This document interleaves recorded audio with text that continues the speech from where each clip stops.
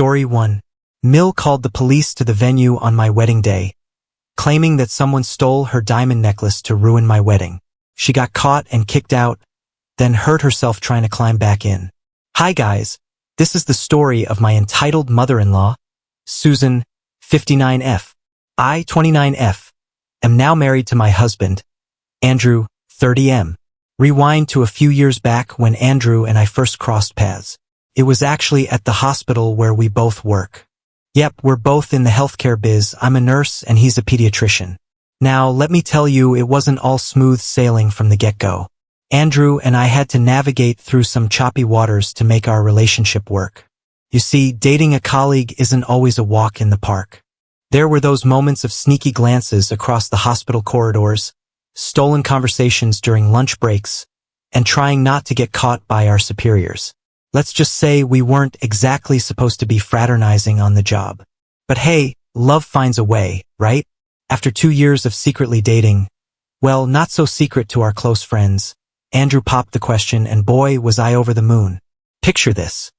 A romantic dinner at our favorite restaurant, candlelight flickering, soft music in the background, the whole shebang. And then, out of the blue, he gets down on one knee, producing the most beautiful ring I've ever laid eyes on. Of course, I said yes.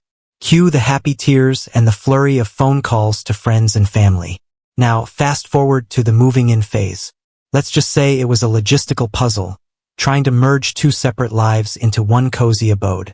There were boxes upon boxes of stuff to sort through, debates over whose IKEA furniture was superior, and the inevitable discovery of each other's quirky habits. Like Andrew's insistence on organizing his socks by color, yes, really. But despite the occasional bump in the road, we managed to create a home that was uniquely ours, a space filled with love, laughter, and the occasional friendly argument over whose turn it was to do the dishes. Now let's talk about Susan. Where do I even begin? Susan is what you might call a classic helicopter parent. She's got a knack for hovering over every aspect of Andrew's life, making sure everything's just so. And let me tell you, her grip on him is tighter than a vice. From the moment Andrew was born, Susan's been there, guiding his every move like a puppeteer pulling the strings. And Andrew? Well, he's the epitome of the dutiful son, always eager to please his mama bear. Now, don't get me wrong, I'm all for close-knit family relationships, but sometimes Susan's brand of love can feel a tad suffocating, especially when you're on the receiving end of her overbearing tendencies. First off, she's got this uncanny knack for inserting herself into every decision Andrew makes, big or small. Whether it's what he wears, where he works, or even who he hangs out with, Susan's opinion is like gospel to him, and woe betide anyone who dares to challenge her authority. She's not one to back down without a fight. Then there's her habit of constantly second-guessing everything I do. It's like she's got this radar for detecting any deviation from her idea of perfection. Take, for example, our wedding planning escapades. You'd think it'd be a joyous occasion, right? Wrong. Susan was like a bulldozer, and God forbid we didn't drop everything to cater to her every whim. Cue the guilt trips and passive-aggressive comments about how we never have time for family anymore. But perhaps the most frustrating thing about Susan's overbearing nature is the way it undermines Andrew's independence. It's like she can't fathom the idea of her baby boy growing up and making his own decisions. And while I get that she's coming from a place of love, it's hard not to feel like I'm constantly competing for Andrew's attention and approval. Susan has a knack for being, well, less than charming. She's got this thing about me not being up to snuff for her precious son, Andrew, and boy, does she make it known. Take this one time when we had her over for dinner. I busted my butt in the kitchen, cooking up a storm, only for Susan to take one bite and declare the chicken dry as a desert. Talk about a punch to the gut. Then there's her not-so-subtle digs about my career. Apparently, being a nurse just doesn't cut it in Susan's book. She's made more than a few snide remarks about how Andrew's job as a pediatrician somehow trumps mine. Real classy, right? And don't even get me started on her gift-giving skills or lack thereof. Instead of, asking me what I might like for my birthday, she decides to gift me a self-help book on how to impress your mother-in-law. Yeah, thanks, but no thanks, Susan. Susan's meddling ways extend far beyond just my relationship with Andrew. According to the grapevine, aka Andrew's relatives, Susan's been pulling this act with every girl he's ever brought home. And get this, apparently one of his exes even called it quits because of Susan's overbearing presence. But you know what? None of that really fazed me all that much. Sure, it's not exactly comforting to hear that your potential future mother-in-law has a track record of driving away significant others like it's her day job. But between our crazy schedules, we hardly had time to even think about Susan, let alone let her antics get to us. But this all changed when I got engaged. Suddenly, I found myself dealing with her more than I ever anticipated. And let me tell you, it wasn't exactly a walk in the park from the get-go. Susan made it abundantly clear that she wanted a front-row seat to all things wedding-related. And I mean all things. We're talking dress fittings, venue scouting, menu tastings, you name it, she wanted in. At first, I tried to be diplomatic, politely including her in the decision-making process and nodding along as she offered up her unsolicited opinion. But as the weeks went by, it became increasingly evident that Susan had no intention of taking a back seat.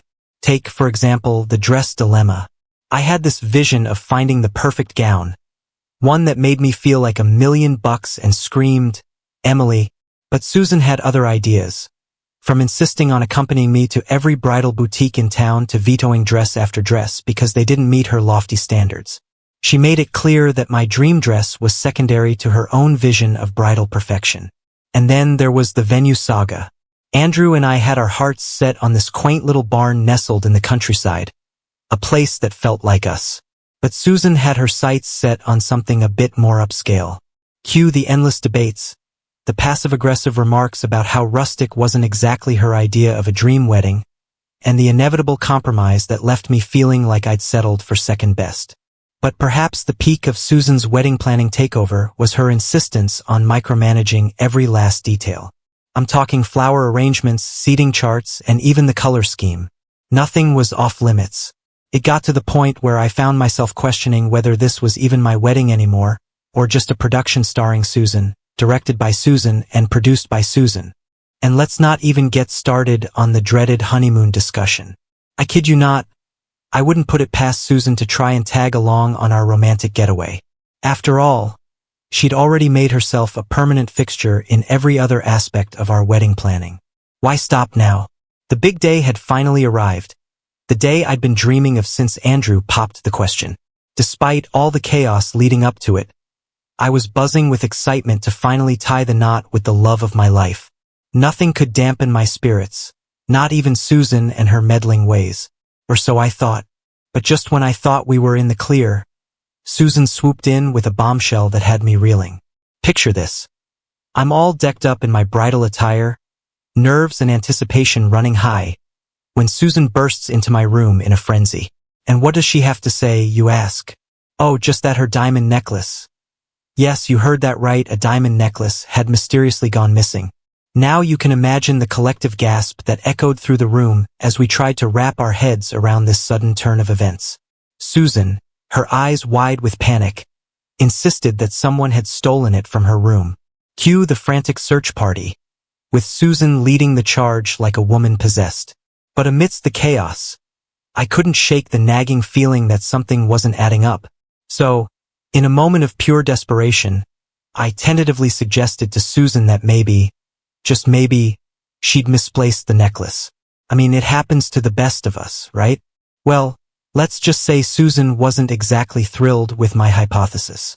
She shot me this dagger-like glare and practically spat out the words, "I'm not a forgetful person, Emily," and just like that, any hope of diffusing the situation with a bit of rational thinking went straight out the window.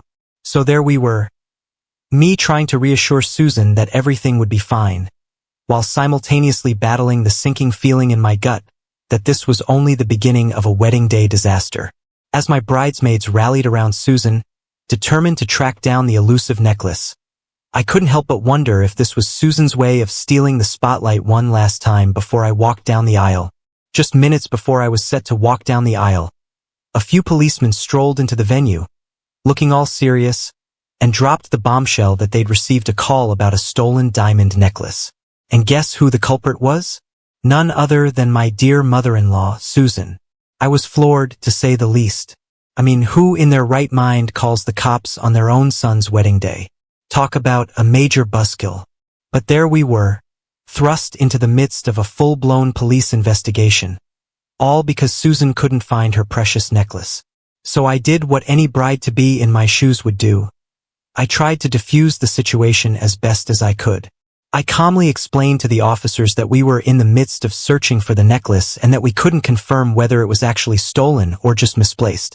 But of course, Susan wasn't about to let a little thing like reason get in the way of her melodrama.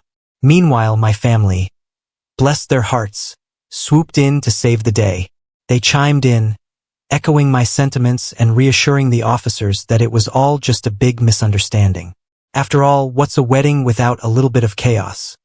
Am I right? But despite their best efforts to smooth things over, the tension in the air was palpable. Guests were whispering and shooting suspicious glances in Susan's direction, and I couldn't help but feel like the weight of the world was bearing down on my shoulders.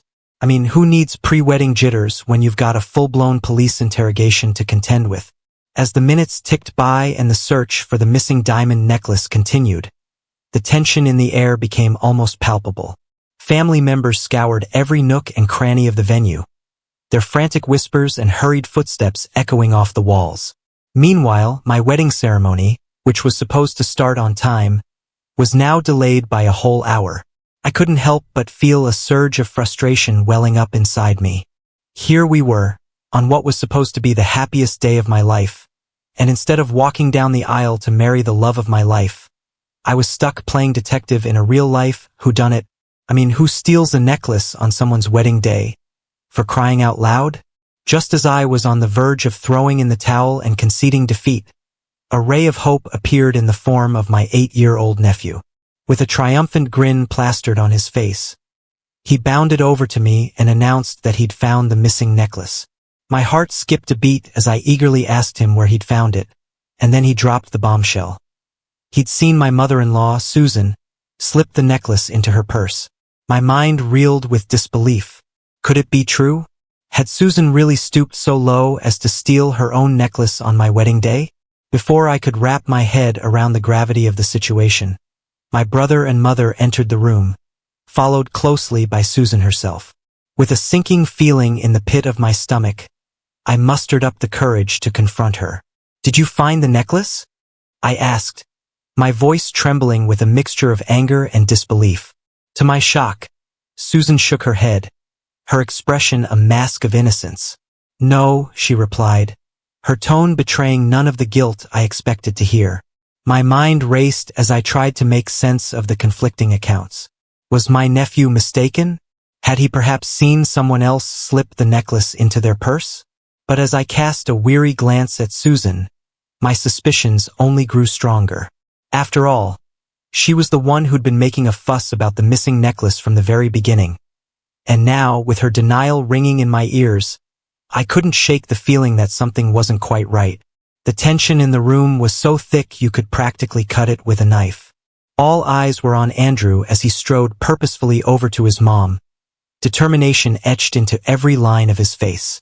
And then, in a move that shocked us all, he reached out and snatched the purse from her grasp. With a swift motion, Andrew extracted the missing diamond necklace and held it up for all to see.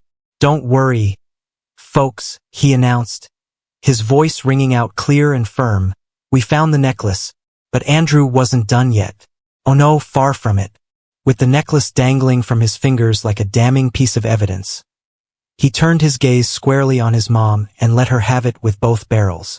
He accused her of trying to steal the spotlight and ruin the wedding, his words cutting through the air like a knife. Susan, for her part, looked like a deer caught in the headlights. She stammered and protested, insisting that she had no idea how the necklace had ended up in her purse and pleading her innocence. But Andrew wasn't buying it, and neither were the rest of us.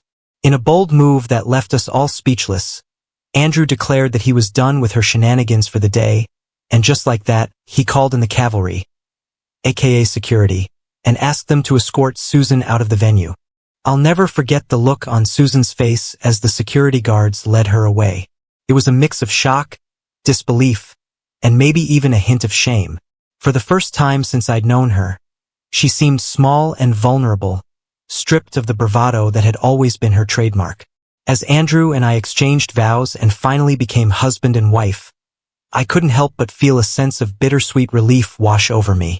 The weight of Susan's presence had lifted, replaced by the overwhelming joy of starting our new life together. Sure, the ceremony was over an hour later than planned, and we were all exhausted from the drama that had unfolded. But as we exchanged rings and sealed our love with a kiss, none of that seemed to matter anymore, because at that moment, all that mattered was us. Andrew and me, together at last, ready to face whatever life threw our way. As if the wedding day drama wasn't enough, things took an unexpected turn during the reception. Just when we thought the chaos had finally subsided, my mother-in-law, Susan, decided to up the ante in the most bizarre way possible. The reception was in full swing. Guests were laughing and dancing, and everything seemed to be going smoothly. That is, until we heard a commotion coming from outside the venue. The staff informed us what happened, and we went to check my MIL out.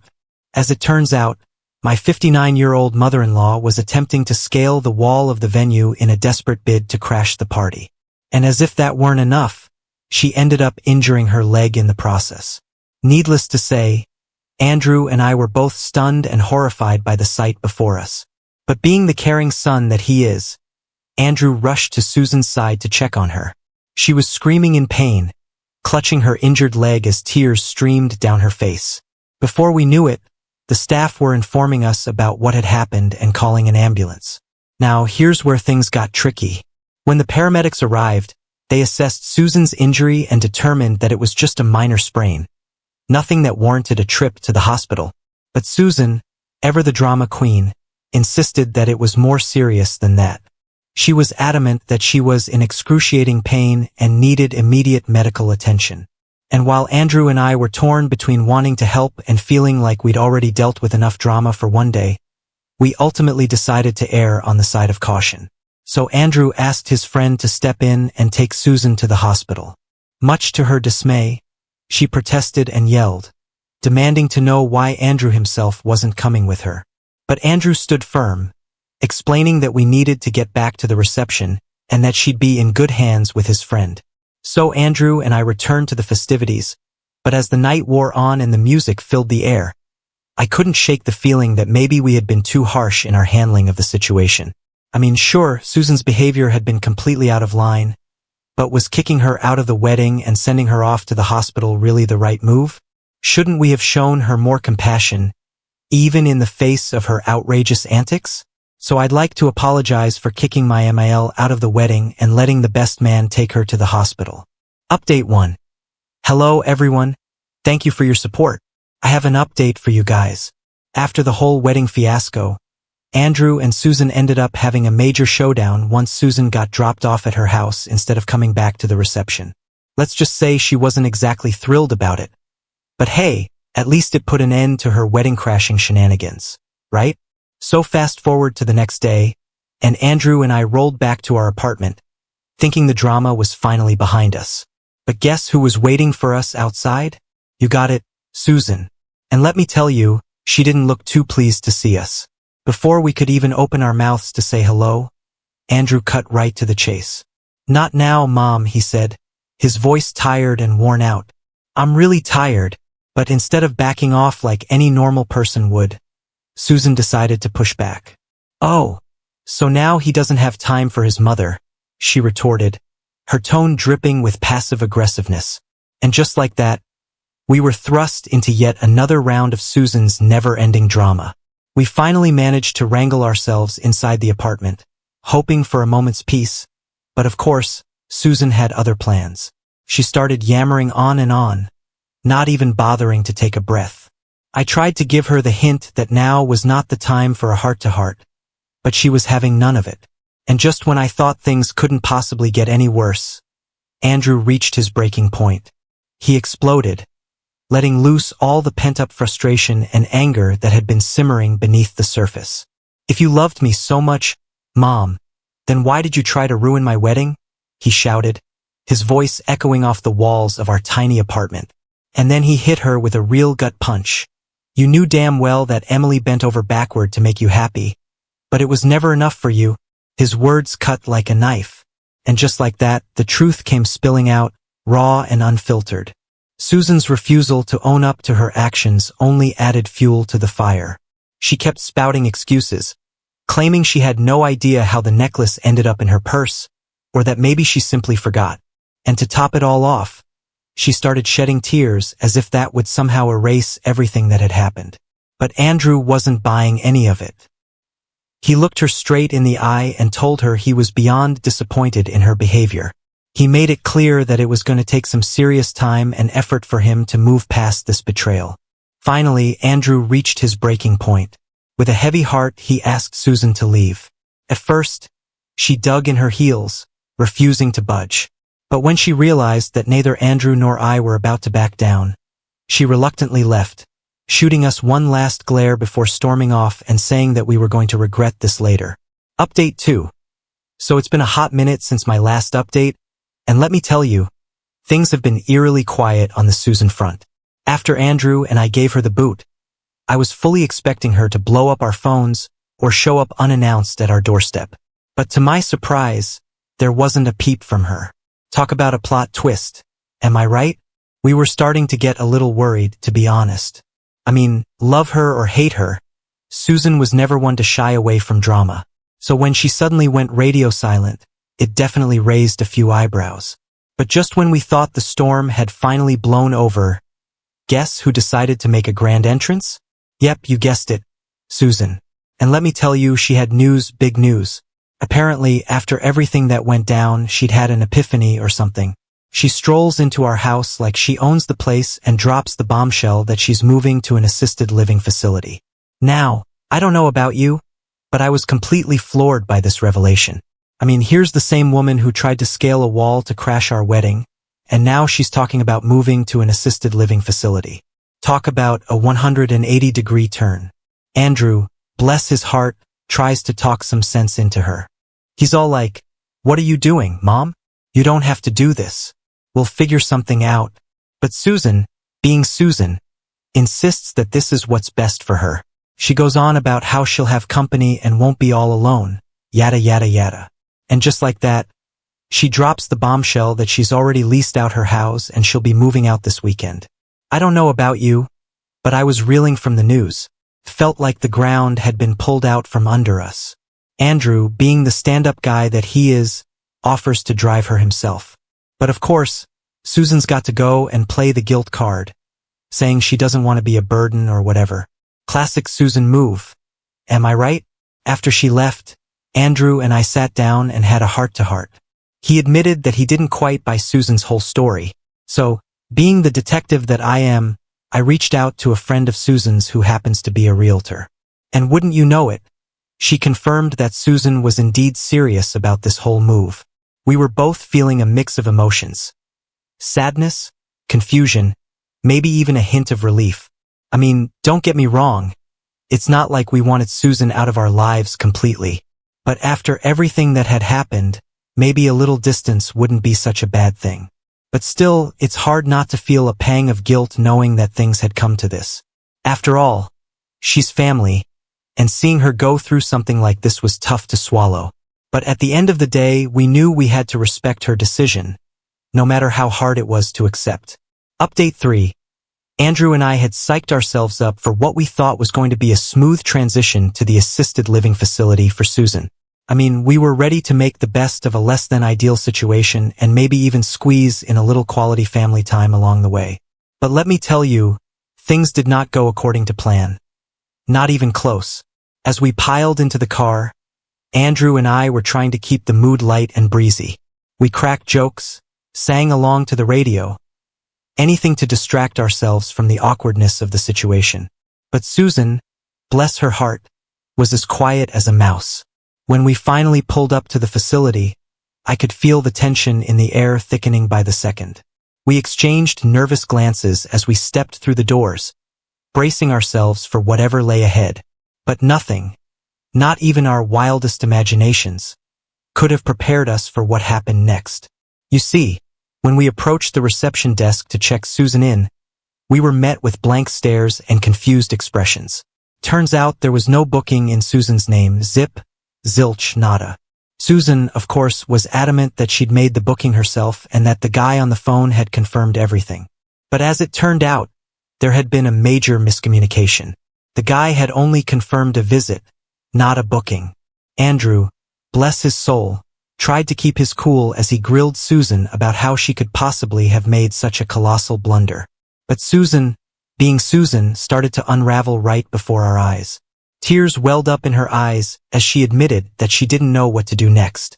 She'd already gone and rented out her apartment, thinking everything was all set, and now here she was, faced with the harsh reality that things weren't going according to plan. I glanced at Andrew, and I could see the gears turning in his head. Without a word, I knew exactly what he was thinking. And when he turned to me and gave me that look, I nodded in silent agreement. And then, in a move that caught us all off guard, Andrew extended an olive branch to Susan. He told her that she could stay with us until we figured out a solution. So yes, we brought her back home, and I don't know how long she is going to stay with us. I just hope that there is less drama than what I'm expecting at the moment. Update 4. Hi guys, this is my last update, so buckle down. Living with Susan was, well, let's just say it was everything you'd expect and then some. Andrew and I were just starting out as newlyweds, and the last thing we needed was Susan cramping our style. I mean, we had a honeymoon to look forward to in just 2 short weeks, and the last thing I wanted was to come back to find her still camped out in our living room. So I hatched a plan. I have this friend who's always traveling for work, and wouldn't you know it, her company was sending her off to another state for a couple of months. And get this, her apartment was going to be sitting empty the whole time. Talk about perfect timing. Am I right? So I reached out to her and laid out the situation. And you know what? She was totally on board with helping out. I mean, who wouldn't want to lend a hand to a friend in need, right? I pitched the idea to Andrew, and he was all for it. I mean, it made perfect sense. By the time my friend would be back from her trip, Susan's lease would be up, and we'd be free from her clutches once and for all. Now, getting Susan to agree to the plan was a whole other ball game. At first, she was hesitant, saying she didn't want to impose or intrude on a stranger's space. But I reassured her that the apartment was nearby and that she could come and visit us whenever she wanted. After a bit of back and forth, she finally caved and agreed to give it a shot. And just like that, we packed up all of Susan's stuff and moved her into my friend's place. It was a bit of a hassle, sure, but it was nothing compared to the relief we felt knowing that the end was finally in sight. So, for now at least, the Susan saga has come to a close, and let me tell you, it feels like a weight has been lifted off our shoulders. Sure, there's still plenty of uncertainty lurking on the horizon, but for now, we're content to bask in the peace and quiet of our Susan-free existence. Now on to the next story. Story 2. Before we start, if you're enjoying this video so far, please consider liking and subscribing to the channel. Now let's continue. I told my daughter that I won't attend her wedding if her biological father is there. But now she's saying I'm stuck in the past. She doesn't know what she's the product of. I would appreciate some advice on the current situation I find myself in, and I am hoping an outsider's viewpoint can offer me some clarity. For some context, about 24 years ago, I was sexually assaulted by a close friend of mine and got pregnant by the encounter. I was inconsolable for months after the event. To make matters worse, I found out I was pregnant at about 20 weeks, and where I lived at the time, it was illegal to get an abortion after the first trimester. My husband had really been my rock and my support during that time, and I do not know how I would have ended up if not for him. He said that I could put the baby up for adoption or I could keep the child, and he would raise it like our other children. I decided to not give it up for adoption, but raising the kid was hard. I am half Polish and half German, and he is half German and half Russian. We both have pale skin, light hair, and blue eyes, as well as being fairly tall. I'm about 178 centimeters, around 5 feet 10 inches, and he is 191 centimeters, about 6 feet 3 inches. However, our daughter Luna is about 160 centimeters, 5 feet 3 inches, has dark hair and a brown complexion, like her biological father. I often heard snide remarks about me being an unfaithful wife because it was obvious that she was not my husband's child. It was especially hard for me when Luna was young because she looked so much like her dad. My husband took care of my daughter most of the time since I had bad flashbacks whenever I saw her face from when I was assaulted. As she grew up, it died down a bit, but I would still get these horrible panic attacks when I saw her wearing boy clothes and short hair, since I was prone to having panic attacks. Luna ended up being closer to my husband than she was to me. Also, she often ended up getting a little more than her siblings from my husband as some sort of compensation because of me. We never told her that she was the product of sexual assault because I was too ashamed, and my husband did not want her feeling different from her siblings. I often told her that I and her biological father got into an altercation and never spoke to one another ever again. About 2 years ago, she got one of those DNA test kits and found out she had a relative in the system. That relative got Luna in touch with her biological dad, and they started talking despite my protests. He apparently wanted to speak to me about something he wanted to tell me, so Luna attempted to persuade me to speak with him. I made her aware that I and her father shouldn't ever be in the same room together. Now Luna is getting married to a lovely young man. Some of the COVID restrictions have been lifted, so she is able to have a decent-sized wedding. The original plan was to have my husband walk her down the aisle, but he had gotten into a bad accident, leaving him in a wheelchair until his legs are strong enough to support his weight again. However, this is not her idea of a picture-perfect wedding day, so she invited her biological father to have the honor of being the bride's father.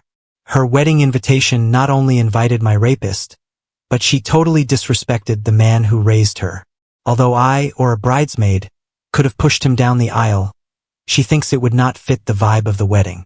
My husband looked so shocked and upset that she would even think of this, but I was furious. I have a visceral hate for that man, and I let her know that I would not be anywhere near him. She told me that this is what she wants and there's no changing her mind, so I told her I will not be attending if he's there. She got upset and told me that I shouldn't hang on to the past, but I laid it into her that she doesn't know what happened between me and her biological father, so she shouldn't stick her nose where it doesn't belong. Though I feel terrible about what I said and how I said it, and I can't be blamed for her being born or not knowing what happened since I never told her, I still feel as though my wishes should be respected. If I say I don't want to be in the same room as someone X, I'm now okay with her contacting her father. I just do not want anything to do with him. Also, it's rude to replace your father with another man who you've barely known for 2 years because of something he couldn't control.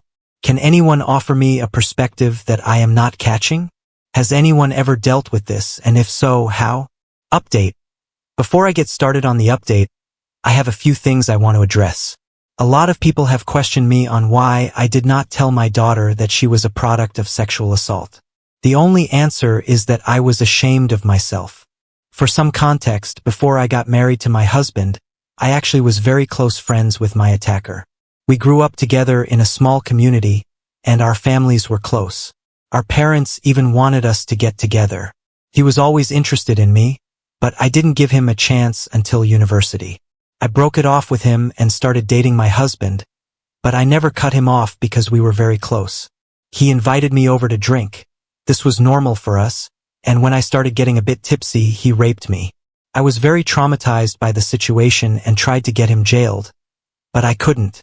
He had a very good reputation, so everyone believed him, even my own mother, when he said I willingly came over and did it with him. I eventually stopped pursuing because of the social pressure, which only got worse when I found out I was pregnant. I eventually left that place with my husband and kids to live somewhere else after I gave birth. My husband suggested therapy, but I was scared of being judged again, so I decided to bury it and try to forget about it. I just realized now that it was the worst way to go about this, but it's the only way I knew how to, honestly. Now on to the update. After reading all the advice I'd gotten, I decided that I should stop running away and tell her everything. I called her to come over, and she did.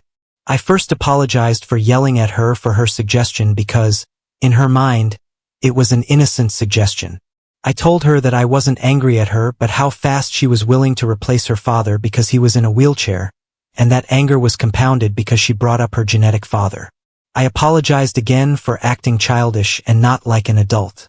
She asked me why I am so against her genetic father being in the same vicinity as I am, and I just told her everything, from our initial friendship to her forced conception. She didn't believe me like some Redditors predicted, but I can get a copy of the records of the court case and offered them to her if she needed a look.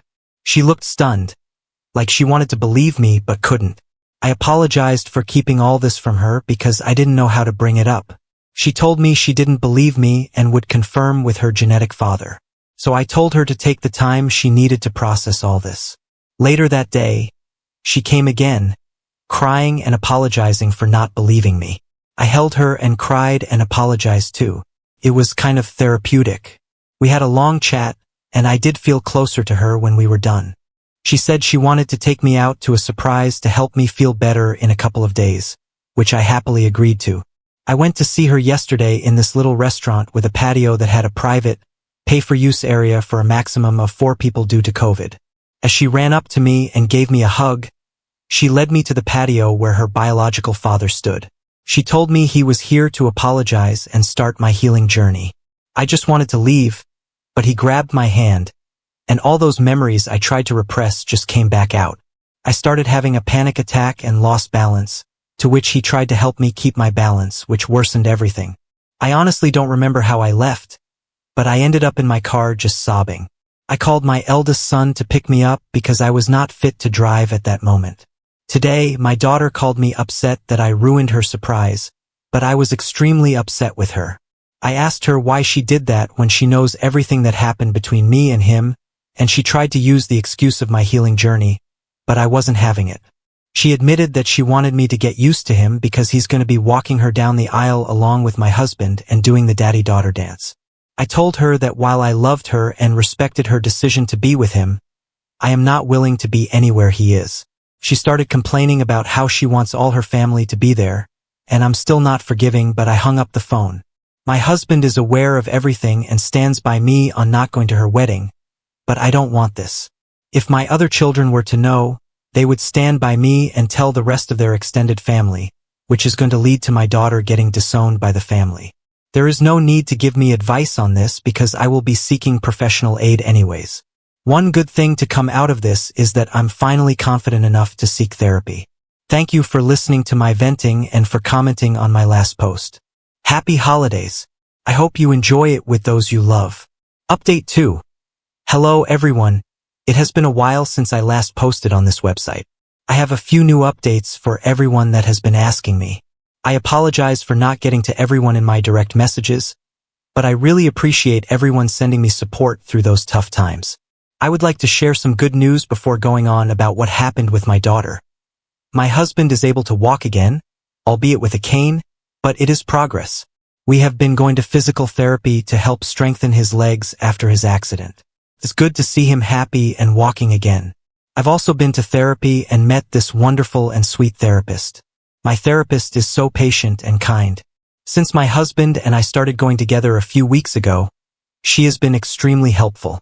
Bless her soul and all those who recommended therapy.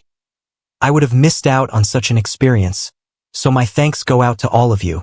Like most of you advised, my therapist also advised me to tell my other children about what went on between my youngest.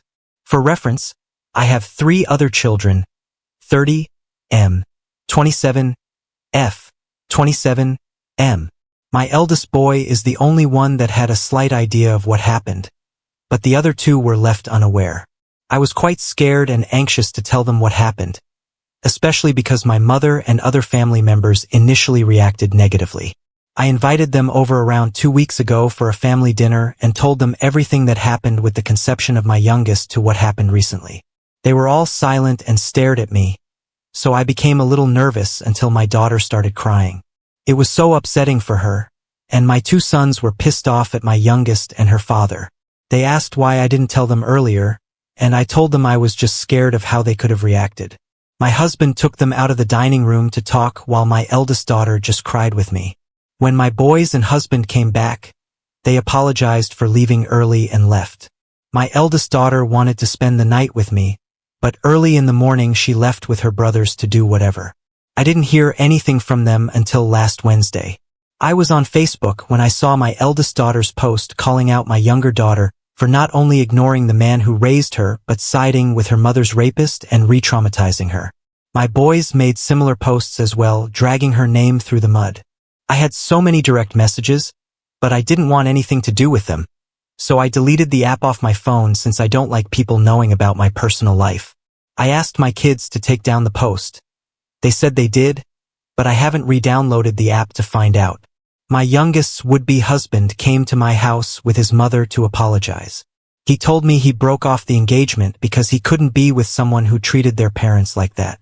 His mother let me know how disgusted she was with my daughter's actions and that someone like that would never be a part of her family. I was honestly stunned by all the support I have received.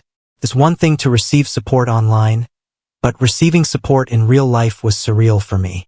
I am a bit disappointed because I wanted my daughter's former fiancé to join the family as he is a lovely and sweet boy, but he has boundaries in a relationship my daughter unfortunately crossed.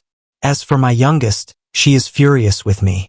She sent me a nasty voicemail saying that I ruined her life. Her friends and fiancé basically cut her off. Needless to say, I felt terribly sorry because I had attempted to avoid this situation at all costs. I went through what she is experiencing, and I know exactly what it feels like. I told my therapist about this, and she told me that the difference is that while I was the victim, my daughter brought it on herself. My therapist is probably right, but I can't stop this feeling of dread. I tried to call my daughter, but once I heard her father on the line, I hung up. He took it upon himself to let me know that my daughter is depressed because of my actions. I feel terrible for treating my daughter like this.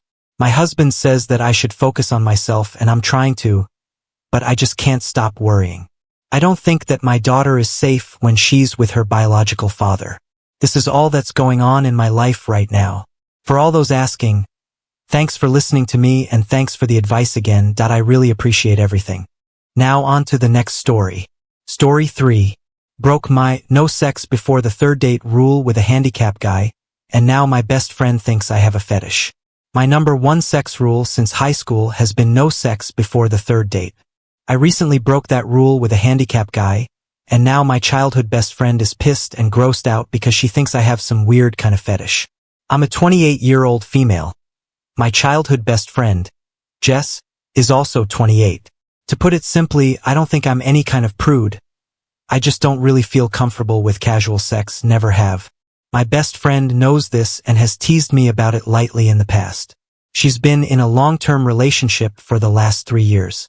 I've mostly been single while working on my degree and starting my career. Jess lives in another state with her boyfriend, so we don't hang out much anymore. So, about a month ago, I had a first date with a guy I'd been talking to for a bit. I thought it was going places, but he gave a weird vibe on the date, and I cut and ran early. On my way home, I stopped at a local pub. Figured I'd have a drink to unwind and people watch till it wore off. Tipsy driving is still drunk driving, emo. I get there and it's pretty packed, Friday night and all, and there was no seating room at the bar. I took my drink and looked around. Most of the restaurant side of the pub was someone's birthday party, but there was a small table with a seat open off to the side with a guy reading a book there. So I say, EFF it, I'm a social person and what's the worst thing that happens? He says no, so I ask if I can sit there for a bit. I promise we don't have to talk or anything. At this point, I feel like I screwed up because this guy, up close, is the hottest man I have ever seen. But he just smiled at me and gave an enthusiastic sure. A few minutes later, of me sipping in silence, and he says, I don't mind talking if you want to. Yeah, I want to. Who are you kidding me right now? We talk for a bit, and it turns out Mike, fake name, is 29, just finished his master's degree in some kind of computer learning field. I program computers to program computers. And he's living on his own for the first time. He apparently stops by the pub after work because he's right around the corner and he's not used to the silence yet after living so long with a half-dozen siblings. We talked for a good 2 hours about everything from dating, which he said he's basically given up on, to hobbies and tastes, and we have a near-total eclipse of a Venn diagram on this stuff. I eventually sort of blurted out that I don't know why he'd give up on dating. This is the closest thing I've had to a good date in forever. Shooting my shot obliquely. He lulled. He gets kind of an odd look on his face and says, tell you what, I have to go to the bathroom. But when I come back, I'll ask you out for real. Weird, but okay. Then it all clicks because he doesn't get up to walk away. He just rolls in his wheelchair. And I'm thinking, oh my God, he wanted to give me a chance to back out of this without making it awkward. How cute can this guy be? He grinned like crazy when he got back and saw I was still there. and I basically tripped over myself saying something to the effect of, "So I'm free all weekend. What did you have in mind?" Another hour later, we've got plans for Saturday, and he told me he has a neuromuscular disorder. I can't remember the name of. My degree isn't in STEM, lol, so his legs work, but the signals from his brain get misinterpreted, so he doesn't have the balance or coordination for walking or standing. The pub's starting to switch over to the younger, rootier crowd, and he asks if I'd like to go back to his place for coffee to continue our conversation. As you have probably long since realized, I did not get any coffee or conversation till the next morning, and I have zero regrets. We've been dating since, and I know it's still early, but I really feel like this might be the one. Onward to yesterday afternoon. My friend Jess, remember Jess? Is in town, and we go out for coffee to catch up on things. I'm gushing about Mike, but when I get to how we met, she just sort of got weird and edgy. I don't remember any exact words, but she essentially said that I must have a fetish for the handicap since I broke my #1 rule, and it's the best physical relationship I've ever been in. Like it's good for me because he uses a wheelchair, not because the guy puts an effort in bed. She shut down, changed as a person, and left without even saying goodbye. 15 years of friendship, and I've never seen her like that. So here I am, asking the most objective people online haha if I'm weird for being super attracted to a guy who uses a wheelchair and basically putting out immediately. Update 1. So if you were hoping for some terrible drama, I hate to break it to you that I don't roll like that, no pun intended. So I do have an update on Jess, and it finally makes perfect sense, and I have a slightly NSFW but funny story about Mike because this guy is just the best, y'all.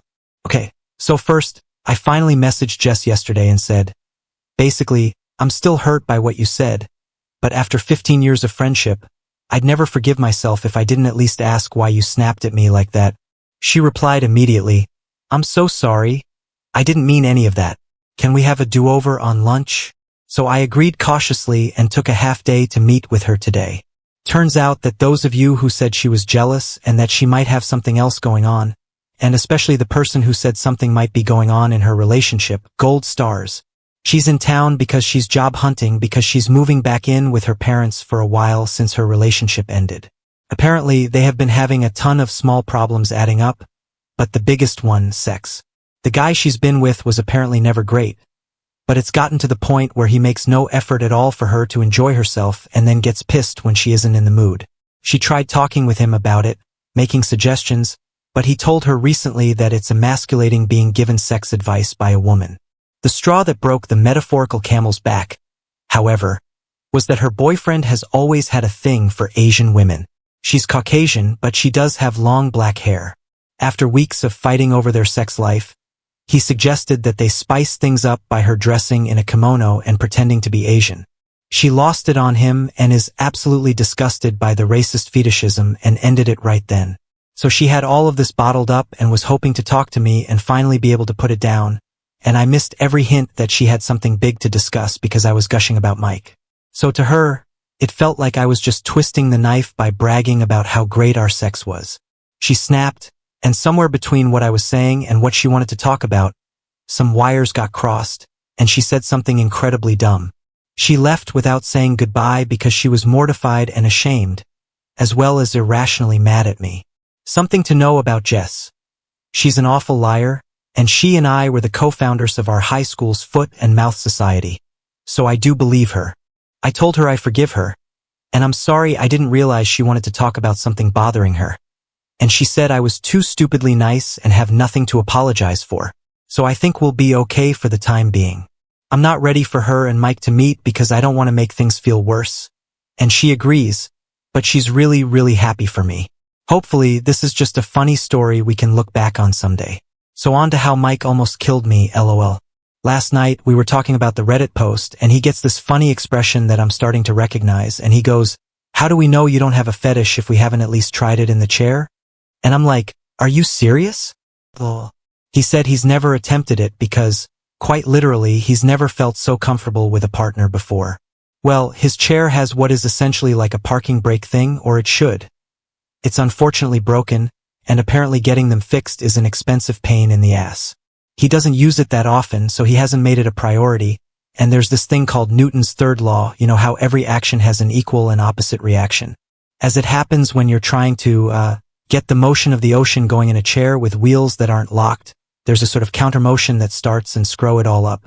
So we were going nowhere fast except for inching along the floor in his bedroom and laughing at the silliness, which isn't helping. Eventually, he just stops and says, maybe we can get some of those wooden block things they use to keep little planes from rolling away, like in Indiana Jones, you know? I absolutely lost it, like, laughing so hard I'm in tears. He's giggling, half at the situation and half at my reaction, and everything just keeps setting me off again.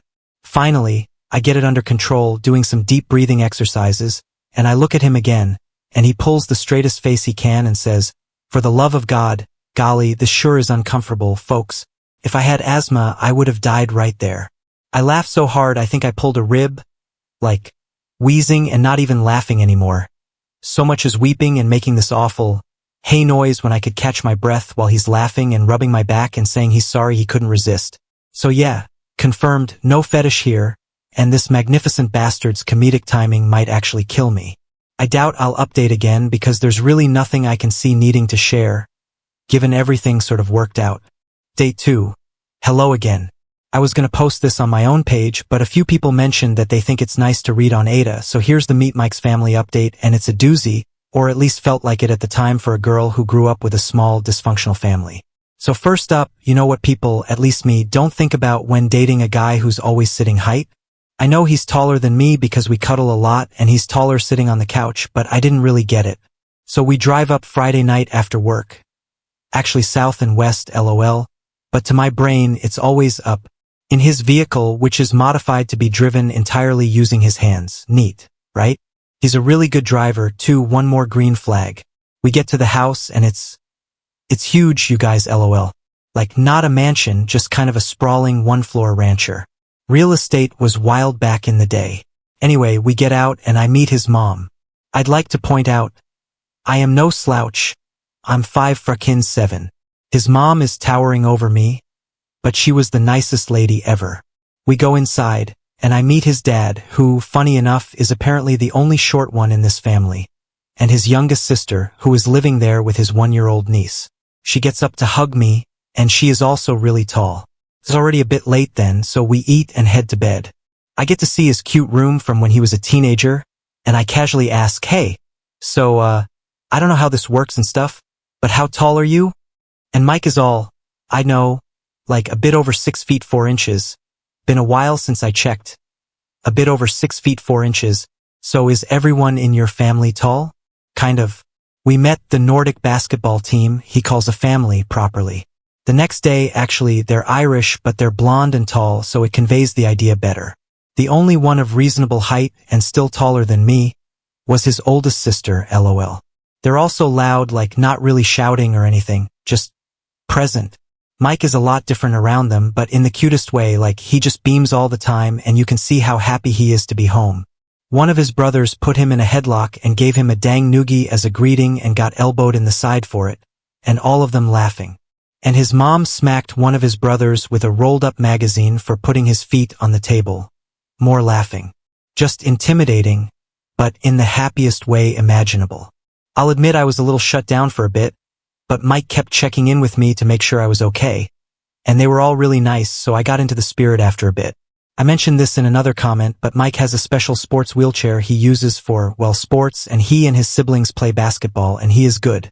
Apart from just having a hell of an arm, he's quick as hell, and this magnificent bastard that I love will absolutely purposefully, gleefully run someone's toes over. He aims for it. They all have this yank back the foot maneuver that's hysterical to watch. So it was this crazy day of loud people playing and having a blast, nieces and nephews running around, and just noise. My ears are still ringing. The food was catered in advance because his mom had 7 babies. All I make on Mother's Day is margaritas. They also have a pool. It's a bit chilly still, but the pool is heated, so we actually all got to swim, which was a lot of fun because I got to show off that I, too, am athletic.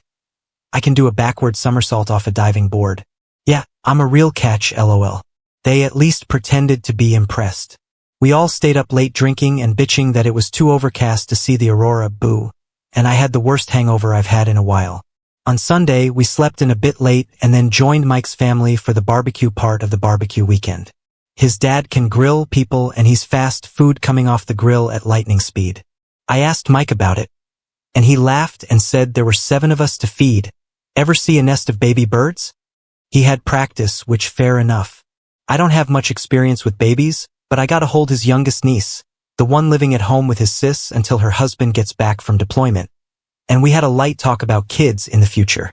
I told him that I never put much thought into it, but if they were gonna grow up in a happy home like his and not how I grew up, I'm pretty sure I'd be open to having them with him someday, but later I need him all to myself for a while first. He seemed really happy about that, which makes me feel all goofy and happy. I'm sappy. We had to drive home Sunday night, but before we went, his mom hugged me and said she's never seen her son like this and thanked me for taking good care of her baby and asked if we'd be back for the 4th of July, or if we were doing something with my family. I tried to be all, oh no, we'll be here if you don't mind. I don't see them much, and I think she caught on that there's more to the story, so she just hugged the hell out of me. Vikings, all of them, I swear, and told me she can't wait to see me again. My ears are still ringing from all the noise and chaos, but it was an absolute blast, and I can't wait to see them again in July. Also, pretty much sure Mike is the man I'm going to marry. I literally can't think of a single reason why I would ever let him get away. Anyway, thanks for reading. Hope you all had a lovely weekend. And those of you who got to see the aurora, I'm happy for you, but you suck. LOL. Update 3. This isn't one of those stories, LOL. Sorry, that was mean, but I couldn't resist. Okay, on to the actual update. No, we aren't engaged yet. Yes, we have talked about it in the context of how seriously we are taking things. No babies yet, either. Obviously, we are diligent about birth control. I want him all to myself for a while. So the 4th of July visit to his family's house was pretty awesome. After getting to know everyone last time, I had better expectations of what I was going into, and I've talked with my therapist about the whole play fighting makes me anxious because in my childhood home it wasn't playing thing. I don't want them to ever curve how they act to cater to me, and instead, I guess I'll consider it immersion therapy. I think Mike mentioned it anyway because I didn't see much of it this time, though there were cheerful threats of doom lobed about, which I don't mind at all. His mom is amazing. I'd like to point out, even if she moms so hard, it makes me weepy. So, background info. I have a really common-sounding name spelled really uncommonly. Think Danielle or Jessica because, in addition to everything else, my parents decided to be creative when they named me. So, although I do sort of like my name, that meant I was that kid who never saw their name personalized on anything.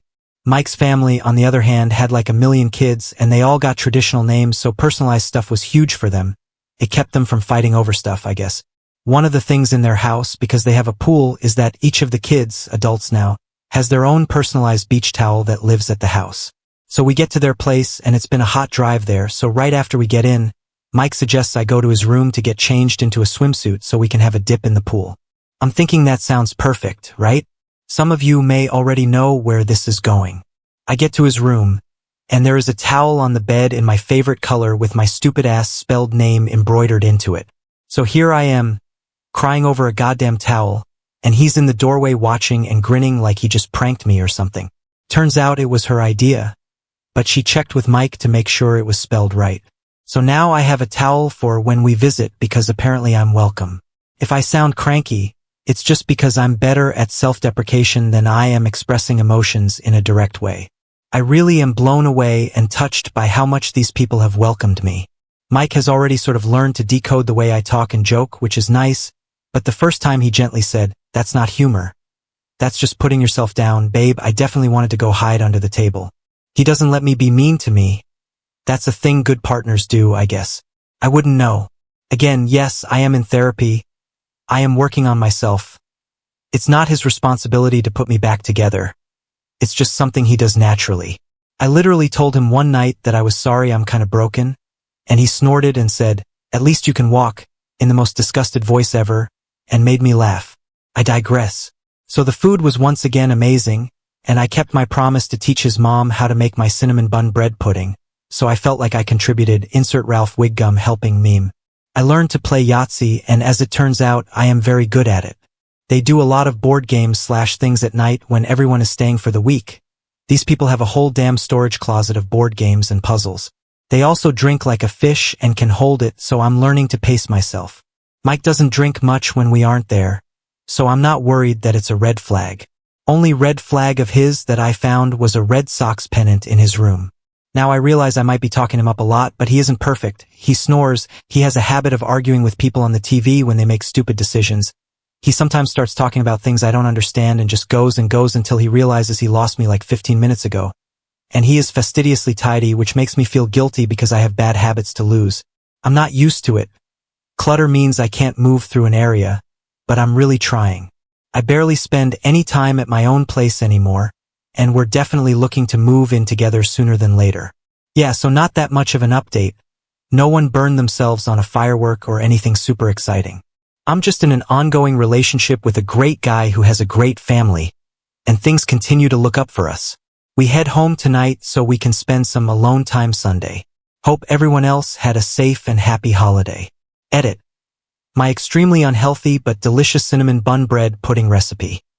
So you take 2 pop tubes of Pillsbury cinnamon buns and bake them for the instructions, but reserve the icing. Then turn off the oven and leave them in there for another 10 minutes. You want them a little overbaked. Cool, then chop them up into pretty big, rough pieces.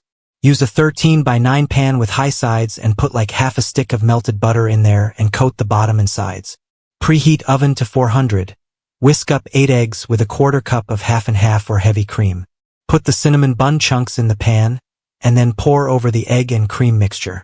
Get in there with your hands to spread it out and make sure the egg and cream is mostly or totally absorbed. You can add another egg if it looks too dry. Eggs aren't always the same size, lol. Bake for 20-ish minutes uncovered until it feels firm. Then add the icing from the tubes all over the top and let it cool a bit till the icing is super runny. Can be served hot as is or brought somewhere and reheated in an oven for a bit, but if you reheat it, cover it so the icing doesn't dry out. Times and temp subject to your oven and size of your eggs. Haha, that's what she said. Seriously, I am incapable of being normal. Update 4.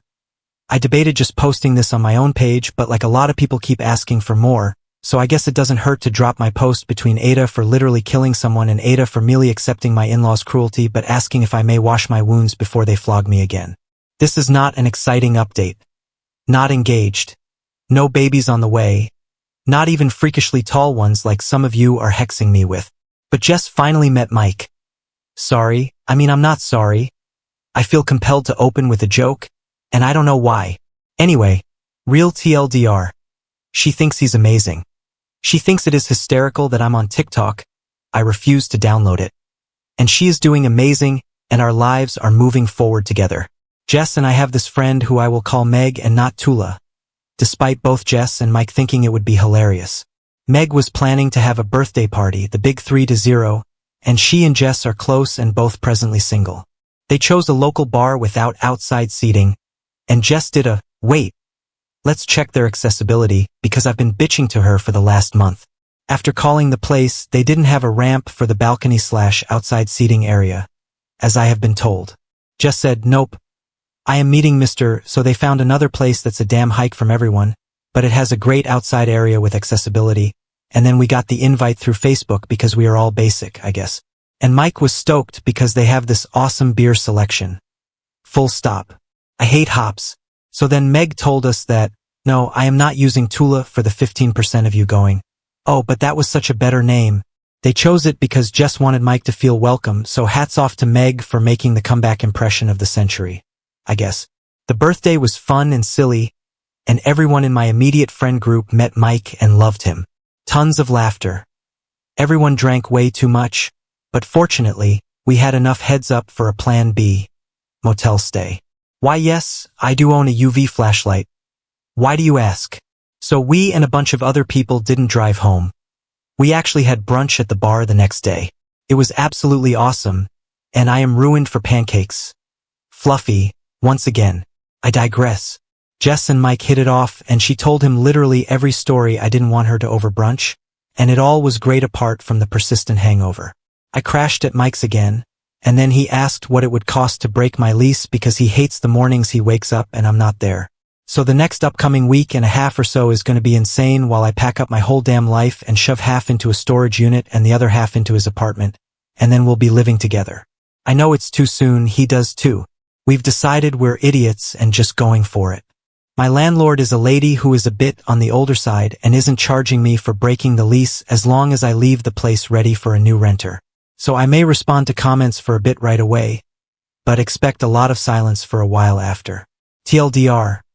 Best friend made a good second impression, and I'm moving in with Mike ahead of schedule. I should be worried, but I'm actually just really excited. Wish me luck. Now on to the next story. Story 4. I found letters from Dad's secret girlfriend while cleaning his office. We confronted her and learned the shocking truth about his double life. I, 32F, lost my dad to lung cancer last November, and I'm still struggling to cope with his absence. My dad, Jonathan, was my rock, always there with advice, support, and his terrible dad jokes. We were incredibly close, especially after my mom left when I was 12. His death came so suddenly. He was diagnosed in August and gone by November. The speed of it all left me reeling, trying to understand why Dad's death hit me so hard. You need to know a bit about our family history. My parents, Jonathan and Marie, met in college. They were the classic opposites attract couple. Dad was steady and practical. Mom was artistic and free-spirited. They balanced each other out, or so I thought.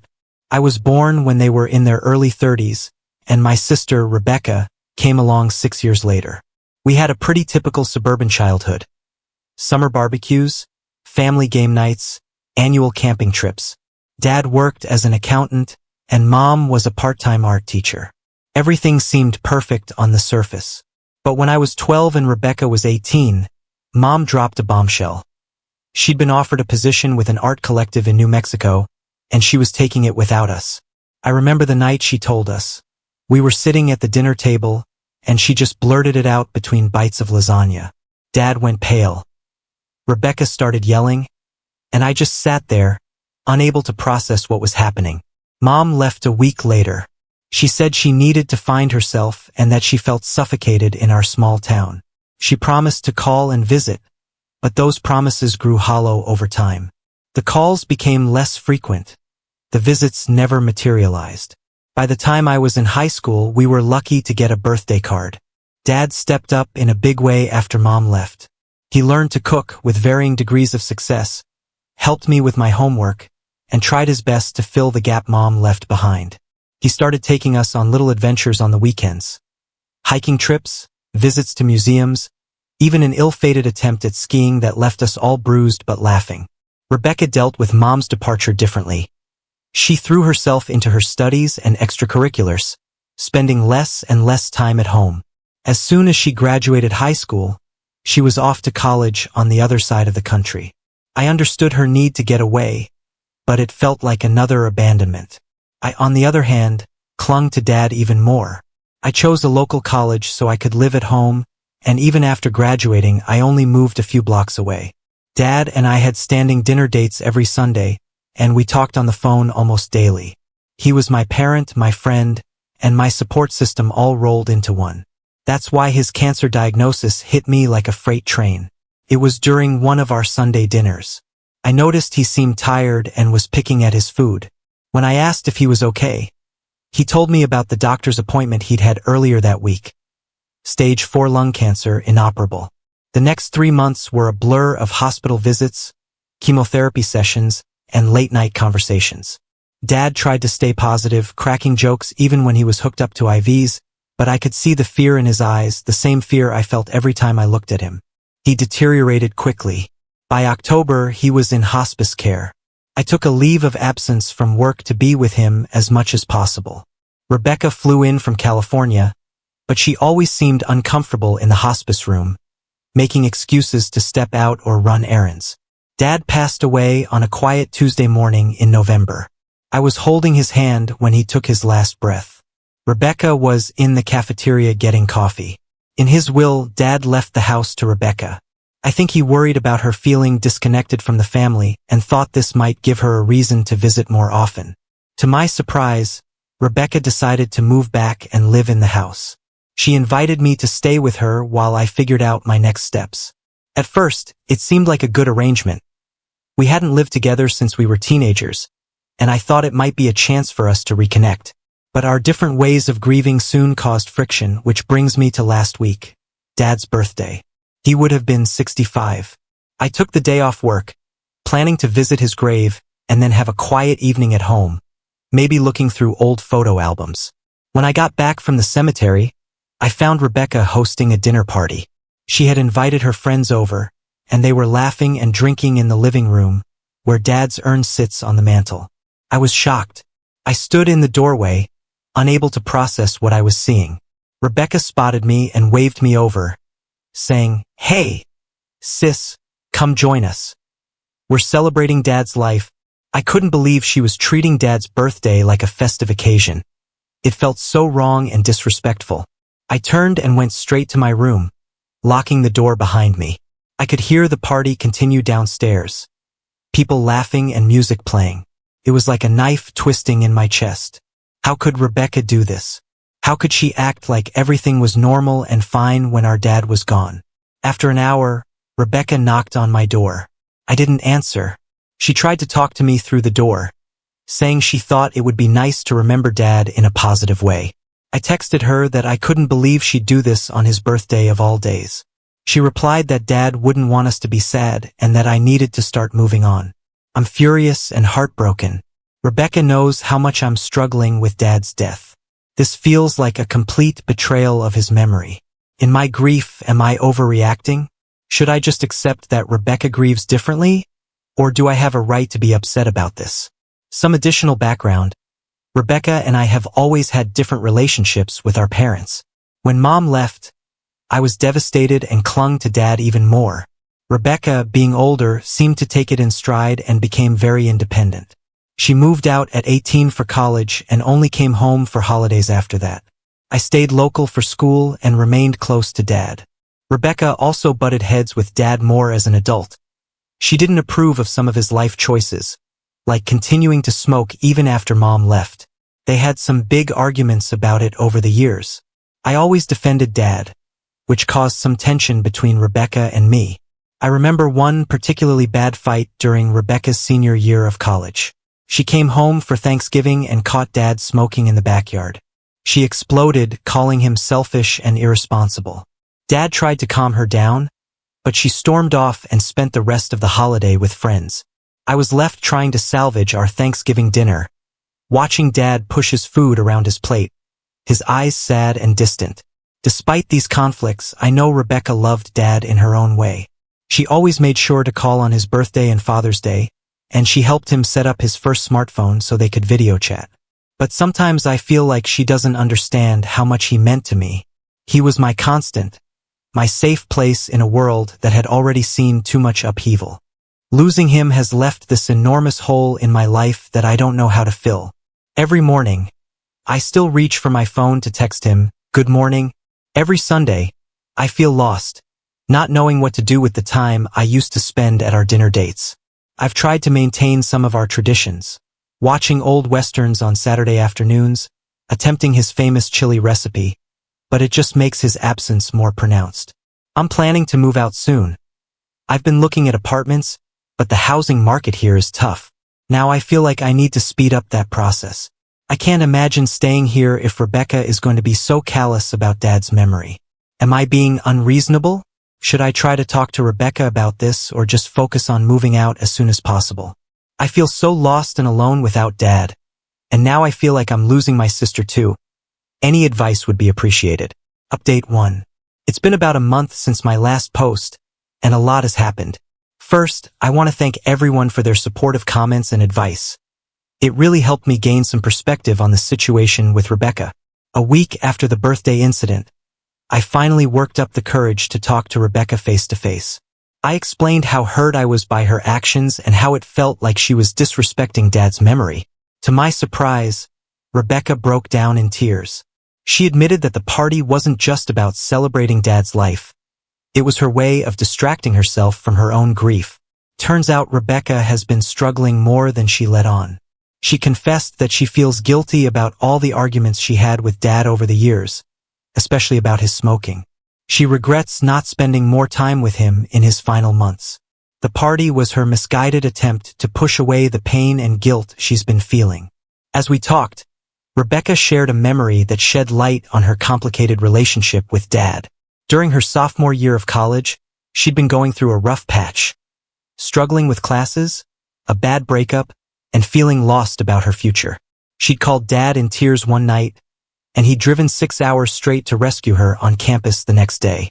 He spent the weekend with her, helping her study, making her laugh, and reminding her of her strengths. Rebecca said she'd never told me about this because she felt embarrassed about her breakdown, but it was a turning point in her relationship with Dad. This revelation changed things between us. We spent hours talking that night, sharing memories of Dad and discussing our different ways of coping. It didn't magically fix everything, but it was a start.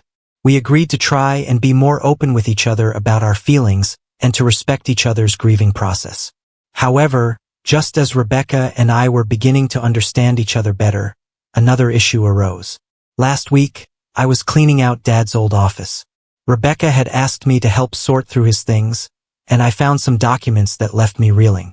Hidden in the back of Dad's filing cabinet was a folder containing letters and photos. As I looked through them, I realized they were from a woman named Linda. The letters spoke of a years-long relationship, with mentions of secret meetups and plans for the future. The most recent letter was dated just 2 months before Dad's diagnosis. I was stunned. Dad had been in a relationship for years, and he never told us. I showed the letters to Rebecca, and she was just as shocked as I was. We knew Dad had dated casually over the years, but nothing serious, or so we thought. As we pored over the letters and photos, we started to piece together a timeline. The earliest letter was dated about 5 years ago, not long after I had graduated college. There were photos of Dad and Linda at various locations. A beach I didn't recognize, a cozy-looking cabin, even one of them dressed up for what looked like a wedding. One letter in particular caught our attention. Linda wrote about a weekend they had spent together at a bed and breakfast in a nearby town. The date coincided with a weekend Dad had told us he was going on a fishing trip with some work buddies. I remember feeling hurt at the time that he hadn't invited me along, as we often went fishing together. Now the truth of that weekend felt like a betrayal. The most recent letter was the hardest to read. In it, Linda talked about their plans for the future. Retiring together, traveling the world. She mentioned looking at houses in Florida. It was clear that their relationship was serious and that they had been making long-term plans together. Now we're both grappling with this new information. It feels like a betrayal, like we didn't really know Dad as well as we thought we did. Why didn't he tell us about Linda? Was he planning to leave us for her? Did she know about his illness? I'm angry and hurt all over again. Just when I thought I was starting to come to terms with Dad's death, this revelation has reopened all those wounds. I keep thinking back to all the times Dad said he was working late or going on trips with friends. How many of those times was he actually with Linda? Rebecca is upset too, but she's dealing with it differently. She wants to track Linda down and get answers. She's been scouring social media and online directories, trying to find any trace of this woman who is such a big part of Dad's life. I'm not sure if tracking down Linda is a good idea. Part of me wants answers too, but another part is scared of what we might learn. What if Linda tells us things about Dad that change how we see him even more? What if she knew things about us that Dad shared with her? The thought makes me uncomfortable. This discovery has also brought up complicated feelings about Mom. I find myself wondering if Dad's relationship with Linda was some kind of karmic payback for Mom leaving us. Did he feel like he had to hide his relationship because of how Mom's departure affected me? Or was he just being selfish, wanting to keep his new life separate from his role as our father? I don't know how to process this. It feels like I'm losing Dad all over again, but this time I'm losing the image I had of him too. The Dad I thought I knew, the one who was always honest with me, who I could trust completely, feels like a stranger now. Rebecca and I are trying to support each other through this, but it's hard. We're both dealing with our own complex emotions, and sometimes it feels like we're speaking different languages when we try to talk about it. How do we move forward from here? Should we try to find Linda? Or is it better to let sleeping dogs lie? And how do we reconcile this new information with the memory of our dad? Any advice would be greatly appreciated. Update 2. It's been 2 months since my last update, and things have taken an unexpected turn. Despite my reservations, Rebecca decided to track down Linda. She found her on social media and reached out. To our surprise, Linda agreed to meet with us. We met Linda, 59F, at a small cafe last weekend. She was nothing like I had imagined. I had pictured someone younger, maybe flashy or intimidating. Instead, Linda was a soft-spoken woman with kind eyes and graying hair. She seemed genuinely emotional about Dad, her hands shaking slightly as she stirred her coffee. As we talked, we learned that their relationship was much more complicated than we had assumed. Linda and Dad had known each other since high school. They dated briefly back then but lost touch when they went to different colleges. They reconnected at their 30-year high school reunion shortly after Mom left us. Linda shared some stories from their high school days. Apparently, Dad had been quite the prankster back then. She told us about a time when he had managed to fill the principal's car with packing peanuts as a senior prank. It was strange hearing about this mischievous side of Dad, so different from the serious, responsible father we knew. Their reunion came at a difficult time for both of them. Linda had recently divorced her husband of 25 years after discovering his infidelity. Dad, of course, was dealing with the aftermath of Mom's departure. They started as friends, supporting each other through their respective life changes. But over time it developed into something more. The reason Dad never told us about Linda was because of me. Apparently, he was worried about how I would react to him dating seriously. He knew how hard Mom's departure had hit me and didn't want me to feel like he was trying to replace her. Linda understood and agreed to keep their relationship private until I was ready. This revelation hit me hard. I felt guilty for being the reason Dad felt he couldn't be open about his relationship and angry that he had assumed I couldn't handle it. I remembered all the times I had complained to Dad about feeling lonely or wishing he would start dating again. Had he been silently carrying the weight of his secret relationship all that time? Rebecca, on the other hand, was furious that Dad had kept this from both of us for so long. She pointed out that I was an adult, fully capable of dealing with Dad dating. She felt that Dad had underestimated both of us and robbed us of the chance to know an important part of his life. Linda also shared that she knew about Dad's illness. She was there for him throughout his treatment, visiting him in the hospital when we weren't around. She showed us pictures on her phone. Dad looked happy in them, despite his condition. There was one photo that particularly struck me. Dad in his hospital bed, Linda sitting beside him, both of them laughing at something off camera. It was strange seeing this side of Dad's life that we knew nothing about. We learned that Dad had planned to tell us about Linda after his first round of treatment. He had hoped that once he started getting better, he could introduce Linda to us properly, but as his condition worsened, he became more hesitant, not wanting to add any stress to an already difficult situation. Linda told us about their last conversation, just days before Dad passed away. He had made her promise to reach out to us after some time had passed. He wanted us to know about her, about the happiness she had brought to his life. Linda had been respecting his wishes by giving us time to grieve before making contact. The meeting with Linda left us with mixed emotions. On one hand, it was comforting to know that Dad had someone who cared for him so deeply in his final years. Linda's story showed us a side of Dad we hadn't known. A man capable of romance and spontaneity who had found love again after heartbreak. On the other hand, it highlighted how much of Dad's life we didn't know about. It was difficult to reconcile the image of our dad, the steady, somewhat predictable man we knew, with this person who had been living a sort of double life. Rebecca and I are still processing all of this. We've had some heated discussions about whether Dad was right to keep this from us. Rebecca feels betrayed, arguing that we had a right to know about such an important part of Dad's life. She's angry that we missed out on years of knowing Linda and seeing Dad happy in his relationship. I'm torn between understanding Dad's motives and feeling hurt by the deception. Part of me can see why Dad might have hesitated to tell us, especially given how I struggled with Mom's departure, but another part feels like he didn't trust us enough to handle the truth. We're also unsure about how to proceed with Linda. She expressed a desire to stay in touch, saying she feels connected to us through Dad.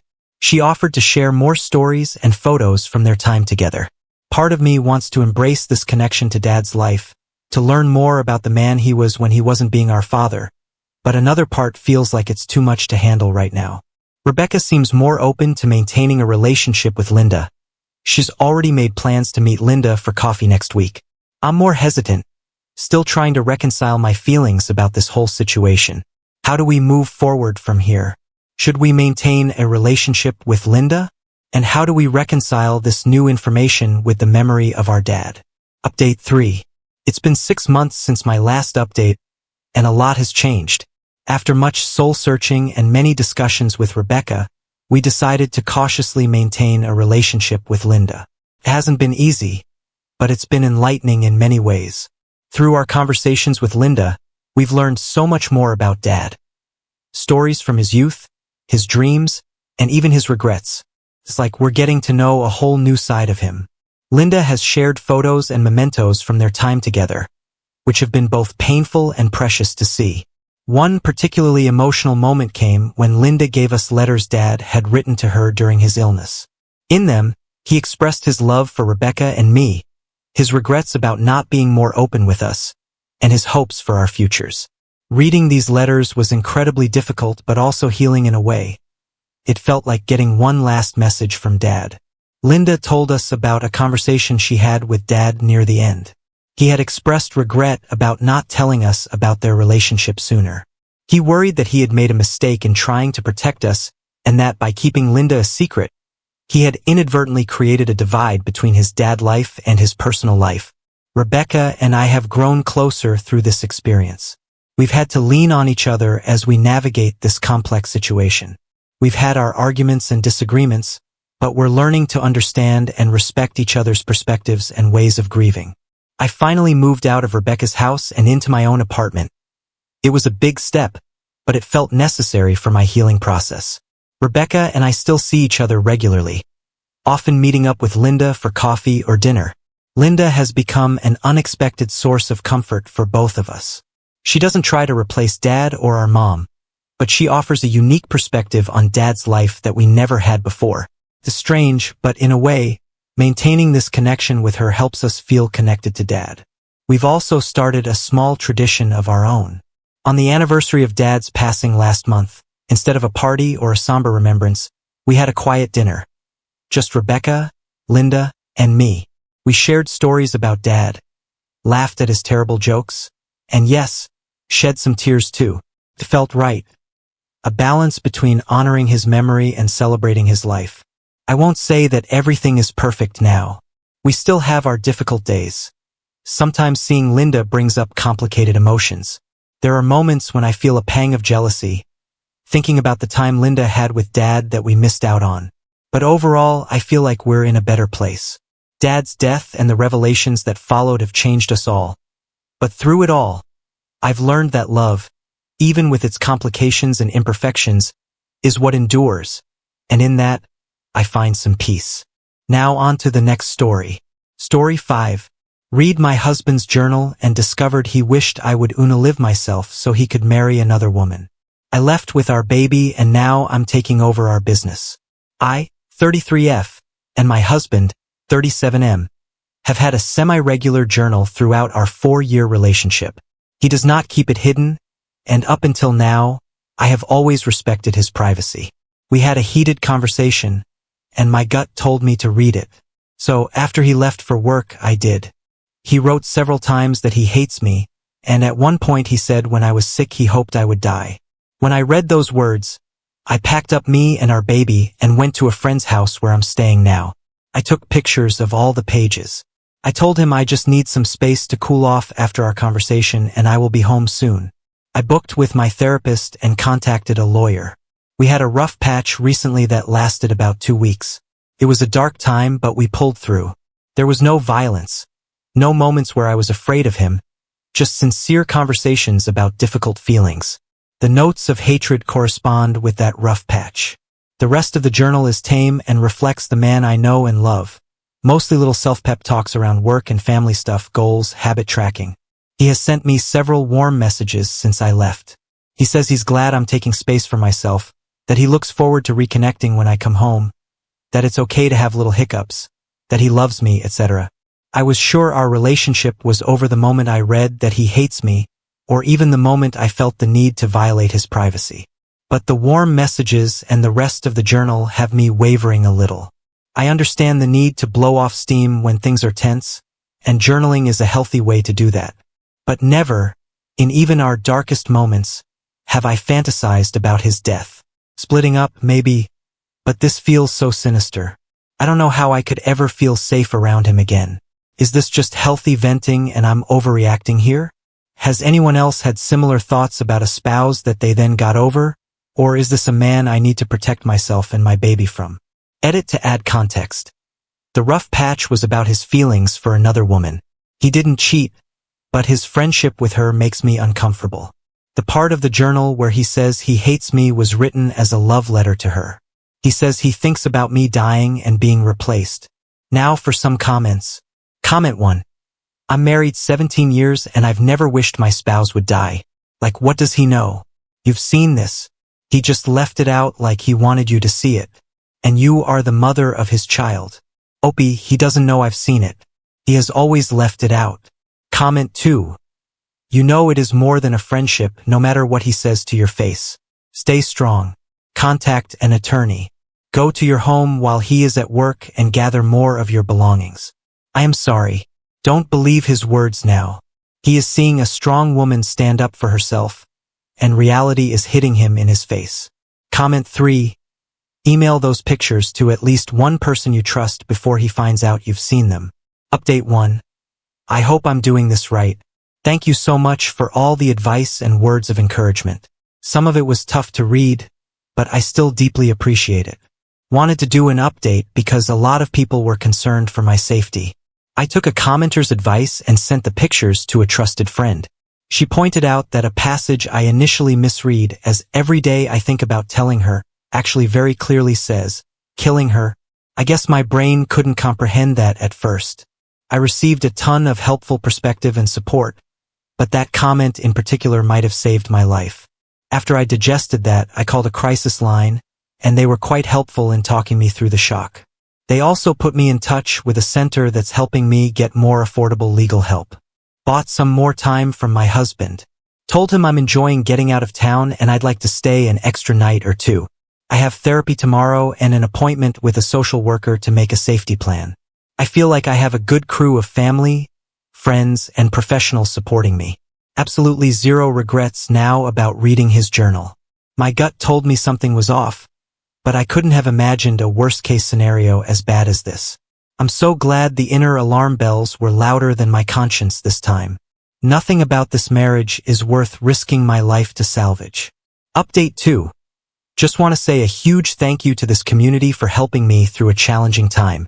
Your comments and messages have been such a comfort, and I'm so touched by the kindness of internet strangers. At the suggestion of the social worker, I reported his journal to the local police, and that was unsurprisingly a 10/10 experience. The officer I spoke to chided me for reading his journal, spoke about his reasonable expectation of privacy, and basically threatened to tell my husband I had reported him. I had to firmly advocate for myself and stress that I was afraid for my life. It was an awful conversation, but now there is at least a record, which includes photos of the journal. The family lawyer I spoke with advised me to file a protection order right away. The order would ban him from all contact with me and our child, bar him from our residence, my workplace, and any other places I request.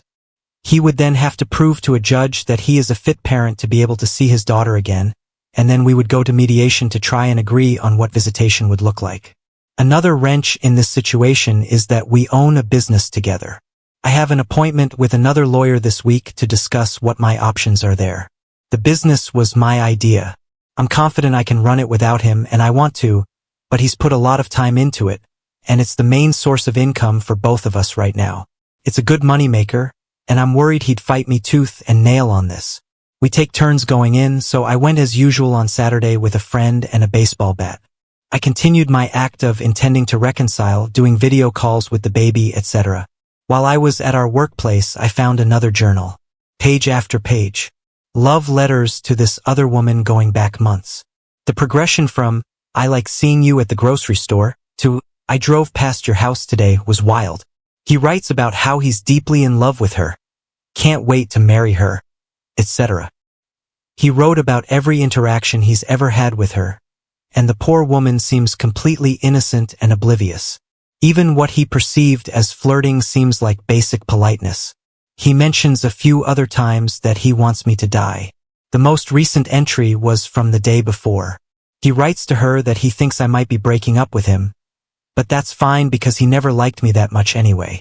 If he's upset about anything, it's just about losing the house and how the breakup will be perceived by our friends and community. Curious if people think I should warn the other woman. It's my instinct not to, at least not before the ink dries on our impending paperwork. I was already concerned about how he might react to being served with a protection order, most worried that he might try to sabotage our business or trash the house, given how preoccupied he seems to be with his public image. I made a plan to confront him about the journals and use the protection order as leverage. Here's how it went down. I left the journal and my baby with my friend and went to our house with 2 trusted male friends and the baseball bat. They waited on our porch. I told my husband that if they heard anything louder than a speaking voice, they would come in with the bat. I told him I had to tell him something he wouldn't like to hear, and he needed to know that I had already taken steps to protect myself.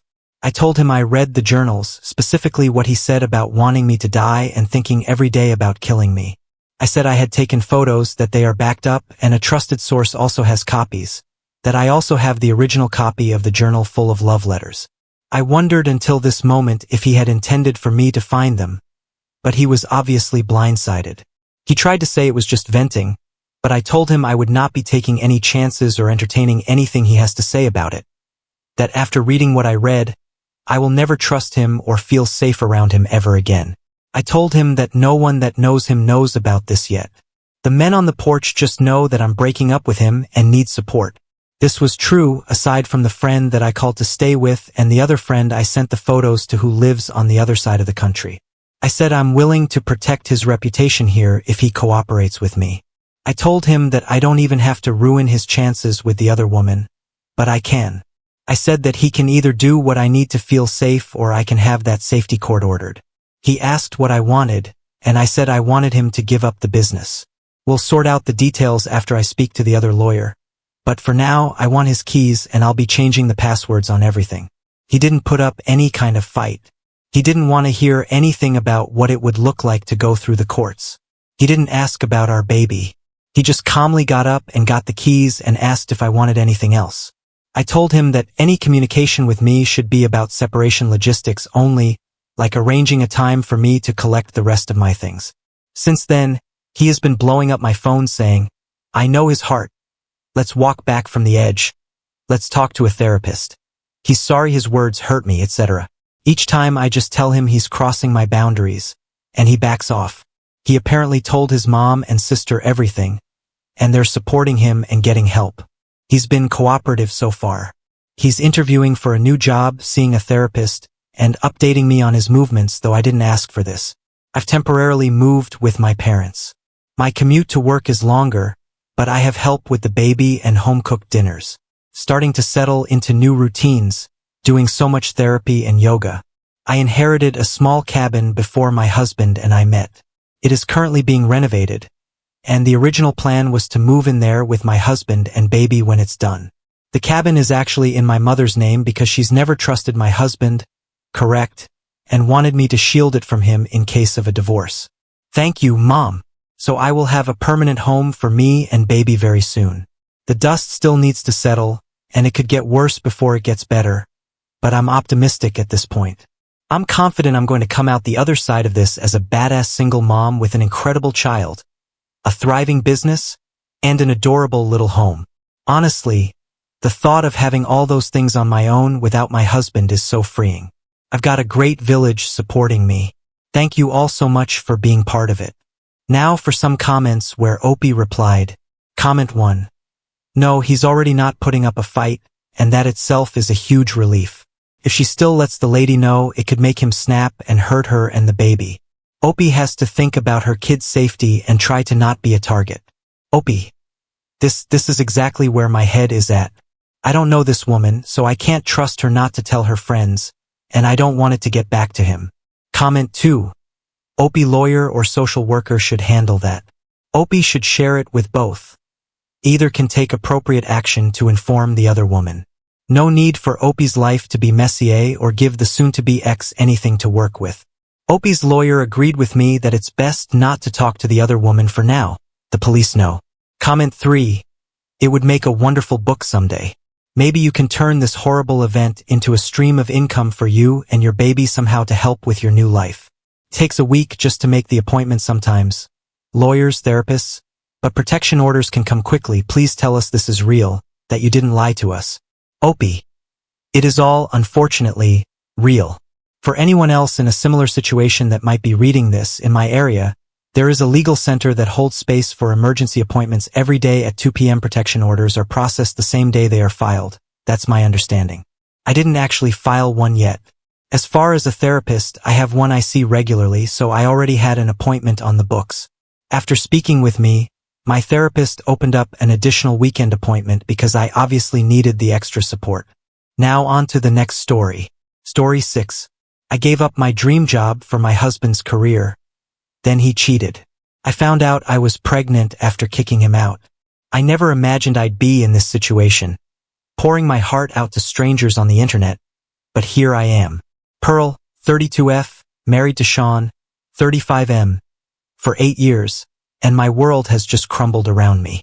Sean and I met during our sophomore year of college. I was an art history major, passionate about curating, while Sean was studying computer science. We were an unlikely pair, the artistic dreamer and the Eichel programmer, but somehow we clicked. Our first date was at a small coffee shop near campus. Sean was so nervous he spilled his latte all over his shirt. Instead of being embarrassed, he laughed it off, and I found his genuineness charming. We dated throughout college, supporting each other through late-night study sessions and stressful exams. Sean was there for me when my dad had a heart attack during our junior year. He drove me to the hospital in the middle of the night and held my hand as we waited for news. Thankfully, my dad recovered, but that experience brought Sean and me closer. After graduation, Sean landed a job at a promising tech startup. I was thrilled for him, even though it meant moving to a new city. I had dreams of working in a museum, but job opportunities in our new location were scarce. Still, I was optimistic. I took a job as a receptionist at a local gallery, hoping it would be a stepping stone to my dream career. We got married a year after moving. It was a small ceremony in my parents' backyard, with fairy lights strung up in the trees and our closest friends and family around us. Sean's vows made me cry. He promised to always support my dreams the way I supported his. I thought we were embarking on a beautiful journey together. The first few years of marriage were good. Sean's career was taking off and I was making connections in the art world. But slowly, things began to change. Sean started working longer hours, often coming home well past midnight. At first, I understood. The startup was growing, and Sean was passionate about his work. But as months turned into years, I started to feel lonely. I tried to talk to Sean about it, but he always brushed it off, saying it was just a busy period and things would calm down soon. They never did. 3 years into our marriage, I got an incredible opportunity. The Museum of Modern Art in New York offered me an assistant curator position. It was my dream job, everything I had worked for. But when I told Sean, his reaction was lukewarm at best. New York? But my company is here. My career is just taking off. We can't move now, he said. I was stunned. What about my career? What about the promises he made? After days of discussion, I made the heartbreaking decision to turn down the job. Sean promised he'd make it up to me, that we'd find a way for me to pursue my dreams locally. But that never happened. Instead, I found myself taking on more and more responsibility at home. I managed our finances, took care of the house, planned our social life. Sean was always too busy with work.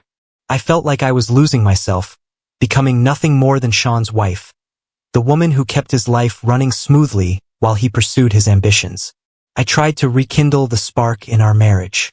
I planned date nights, weekend getaways, even a second honeymoon. But Sean was always distracted, always checking his phone or talking about work. I felt invisible. Last year, on our wedding anniversary, I had planned a special dinner. I spent the day cooking Sean's favorite meals, bought a new dress, even arranged for a string quartet to play in our backyard. But Sean didn't come home until midnight. He had forgotten completely. When I confronted him, He muttered a half-hearted apology and went straight to bed. That's when I started to suspect he might be cheating. The signs were all there. Secret phone calls, unexplained expenses, sudden business trips. Once, I found a woman's earring in his car. When I asked about it, he claimed it must have fallen off a colleague during a work carpool. I wanted to believe him, but doubt had taken root. I spent months in agony, torn between my suspicions and my desire to trust my husband. I lost weight, couldn't sleep, and my friends started to worry about me. But I didn't want to voice my fears, didn't want to make them real. 3 months ago, I finally got the proof I didn't want. Sean left his laptop open, and a message popped up from someone named Donna. Curiosity got the better of me, and I clicked on it. What I saw shattered my world. The messages between Sean and Donna, 28F, were clearly not work-related. They were intimate, loving, filled with inside jokes and plans for the future. My husband, the man I had given up everything for, had been having an affair with his coworker for over a year. I confronted Sean that evening. At first, he tried to deny it, claiming Donna was just a friend. But when I showed him the messages, he broke down. He admitted to the affair and said he'd been unhappy in our marriage for a long time. His words cut deep. "You're boring, Pearl," he said. "You gave up on your dreams. Donna is ambitious. She challenges me. She understands me in a way you never have." I was devastated. All those years of support and sacrifice, and this is how he repaid me. I told Sean to leave, and he did, without much protest. Sean's been staying with Donna since then. Now, here's where things get complicated. 2 weeks after Sean left, I discovered I was pregnant. We had been trying for a baby for the past year, and it finally happened at the worst possible time. I haven't told Sean yet. I'm not sure if I want to. Part of me wants to keep this baby and raise it on my own. I imagine a little girl or boy with Sean's eyes and my smile. A child I could pour all my love into. But another part of me is terrified of being a single mother. How would I manage? What about my career, which I've neglected for so long? And then there's a small, shameful part of me that wonders if I should use this baby as leverage to get Sean back. Maybe if he knew I was pregnant, he'd realize what he's throwing away. Maybe we could be a family after all. I know that last thought is wrong. Sean has shown me who he really is. A selfish man who discarded our marriage vows without a second thought. But I'm so confused and hurt. I've devoted my entire adult life to this man, and now I'm left with nothing. No career, no husband, and possibly a baby on the way. I'm not sure what to do next. Should I tell Sean about the pregnancy? Should I try to work things out for the sake of the baby? Or should I cut all ties and start over on my own? I feel lost and alone. The dreams I had of building a life with Sean, of balancing our careers and raising a family together, have turned to ash. Now I'm faced with rebuilding my life from scratch at 32, possibly as a single mother. I could really use some advice. How do I move forward from here? How do I reclaim my identity after losing myself in this marriage? And most importantly, what's the right thing to do about this baby? Update 1. It's been 2 months since my last post, and I want to thank everyone for their support and advice. Your words have been a lifeline during this difficult time. After much soul-searching, I decided to tell Sean about the pregnancy, regardless of our relationship status. I felt he had a right to know.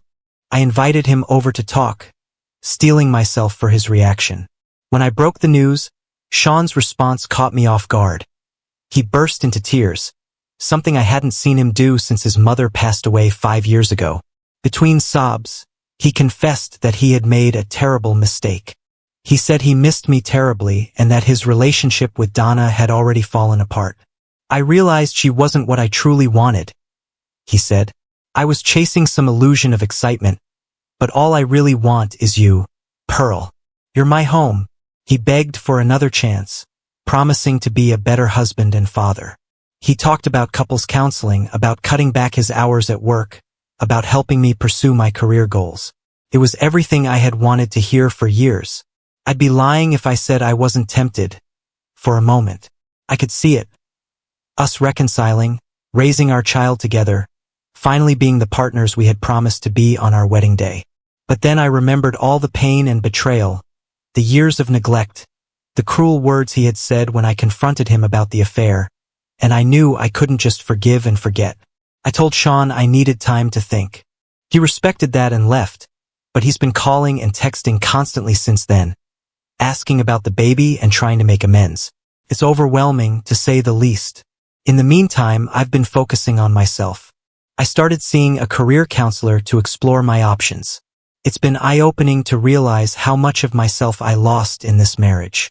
I'm rediscovering my passion for art and curating. I've even started volunteering at a local museum, cataloging their new acquisitions. It's not a paid position, but it's reigniting my love for the field and helping me build my resume. I've also been reconnecting with old friends and family. My sister, Lisa, 29F, has been my rock through all of this. She was the one who held me as I cried after discovering Sean's affair, and she's been by my side for every doctor's appointment. She even offered to let me stay with her if I needed a change of scenery. Speaking of doctor's appointments, I'm now 18 weeks along. I had my first ultrasound, and everything looks healthy. Hearing the baby's heartbeat for the first time was an indescribable experience. In that moment, all the confusion and pain faded away, and I felt a fierce love for this little life growing inside me. Sean has been asking to accompany me to these appointments, but I'm not sure if I'm ready for that level of involvement from him yet. Part of me worries that if I let him back in, even just for the baby's sake, I might be tempted to forgive him completely, and I'm not sure that's the right thing to do. I'm still undecided about our future. On one hand, I want my child to have both parents in their life. I grew up in a loving, two-parent household, and I always imagined providing the same for my children. But on the other hand, I'm not sure I can ever trust Sean again. The thought of him potentially cheating again, especially when we have a child, terrifies me. I've been doing a lot of reading about co-parenting and single motherhood. It's daunting, but also empowering to know that many women have walked this path before me and thrived. I've joined a support group for expectant single mothers, and their stories of resilience give me hope. Financially, things are tight. I'm still living in our marital home, but I know I'll need to find a more affordable place soon. Sean has offered financial support, but I'm wary of becoming dependent on him again. I'm looking into part-time work options that I can balance with my pregnancy and eventual childcare needs. My parents have been supportive, if a bit disappointed in Sean. They've offered to help out however they can, but they live several hours away. My mom has already started knitting baby blankets and booties. Their excitement about becoming grandparents, despite the circumstances, is heartwarming. For now, I'm taking things one day at a time. I'm focusing on my health, my career prospects, and preparing for the baby. I've started a journal, writing letters to my unborn child. It's therapeutic and helps me focus on the future rather than dwelling on the past. I know I have a long road ahead, but I'm determined to make the best decisions for myself and my baby. I'm not rushing into any decisions about Sean. I need to be sure that whatever choice I make is because it's what I truly want, not because I'm afraid of being alone or because I'm clinging to the past. Thank you all again for your support. Your stories and advice have given me strength during this difficult time. I'll update again when I have more news. Update 2. It's been 4 months since my last update, and my life has taken some unexpected turns. I'm now 34 weeks pregnant, and a lot has changed. First, the biggest news. Sean and I are officially divorced. After much soul-searching and several conversations with Sean, I realized that I couldn't move past his betrayal. The trust was irreparably broken, and I knew I deserved better. The decision wasn't easy. There were moments when I was tempted to give our marriage another chance, especially with the baby on the way. But every time I considered it, I remembered the years of neglect, the lies, and the pain of his affair. I realized that staying together for the sake of the baby would only lead to more hurt in the long run. The divorce process was surprisingly amicable. Sean seemed genuinely remorseful and didn't contest anything. He agreed to a fair division of assets and offered additional support for the baby. We worked out a co-parenting plan with the help of a mediator. It wasn't the future I had imagined, but it felt like the healthiest option for everyone involved. On the career front, I have some exciting news. Remember that job opportunity at the Museum of Modern Art that I turned down years ago? Well, I reached out to them on a whim, explaining my situation and asking if they had any openings. To my surprise, they remembered me and were impressed by my volunteer work at the local museum. They offered me a position as an assistant curator, starting 3 months after my due date. It's a dream come true, even if it's coming later than I had originally planned. The job is in New York, which means a big move. At first, I was hesitant about raising a baby in the city, but the more I thought about it, the more it felt right. It's a chance for a fresh start for both me and the baby. My sister, Lisa, has been an absolute angel through all of this. When I told her about the job offer and my concerns about managing in a new city with a newborn, she offered to move with me.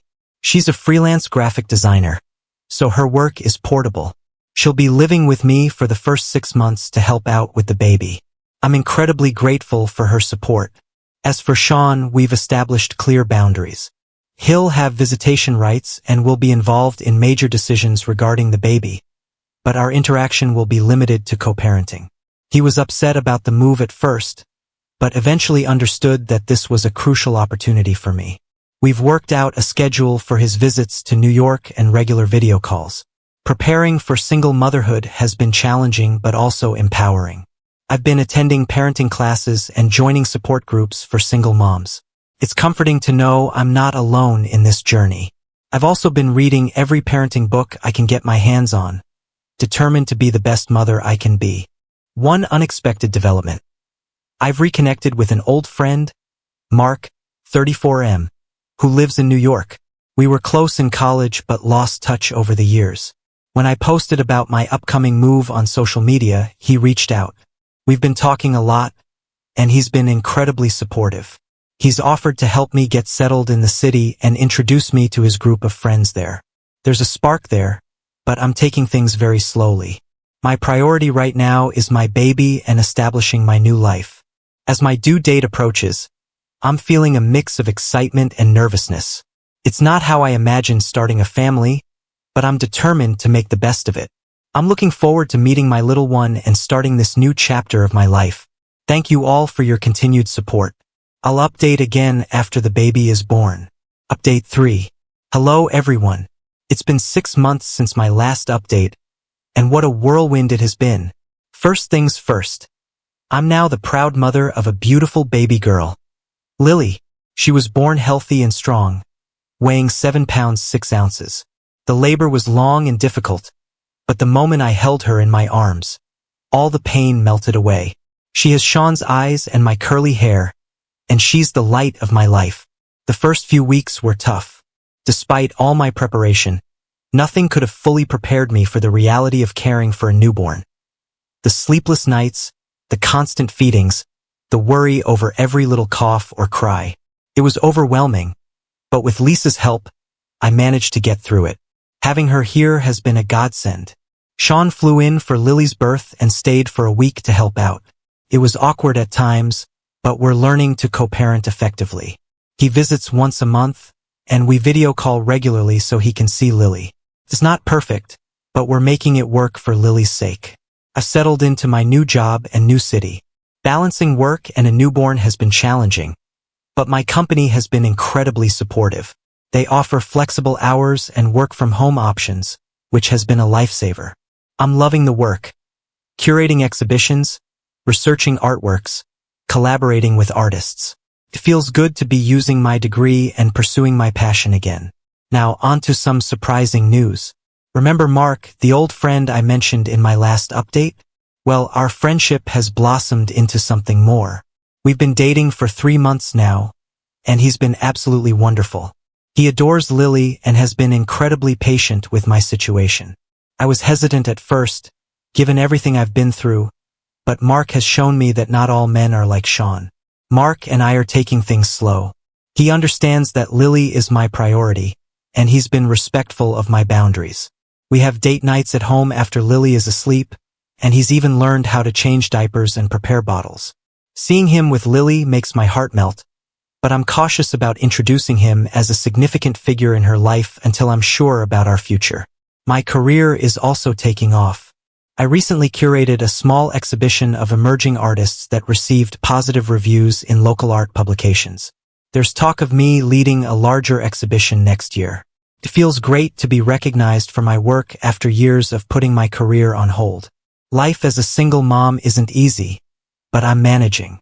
I've made friends with other moms in my neighborhood, and we have regular playdates. It's nice to have a support system of people who understand what I'm going through. Lisa has been amazing, but she's planning to move back home next month. I'm nervous about managing on my own, but also excited to prove to myself that I can do this.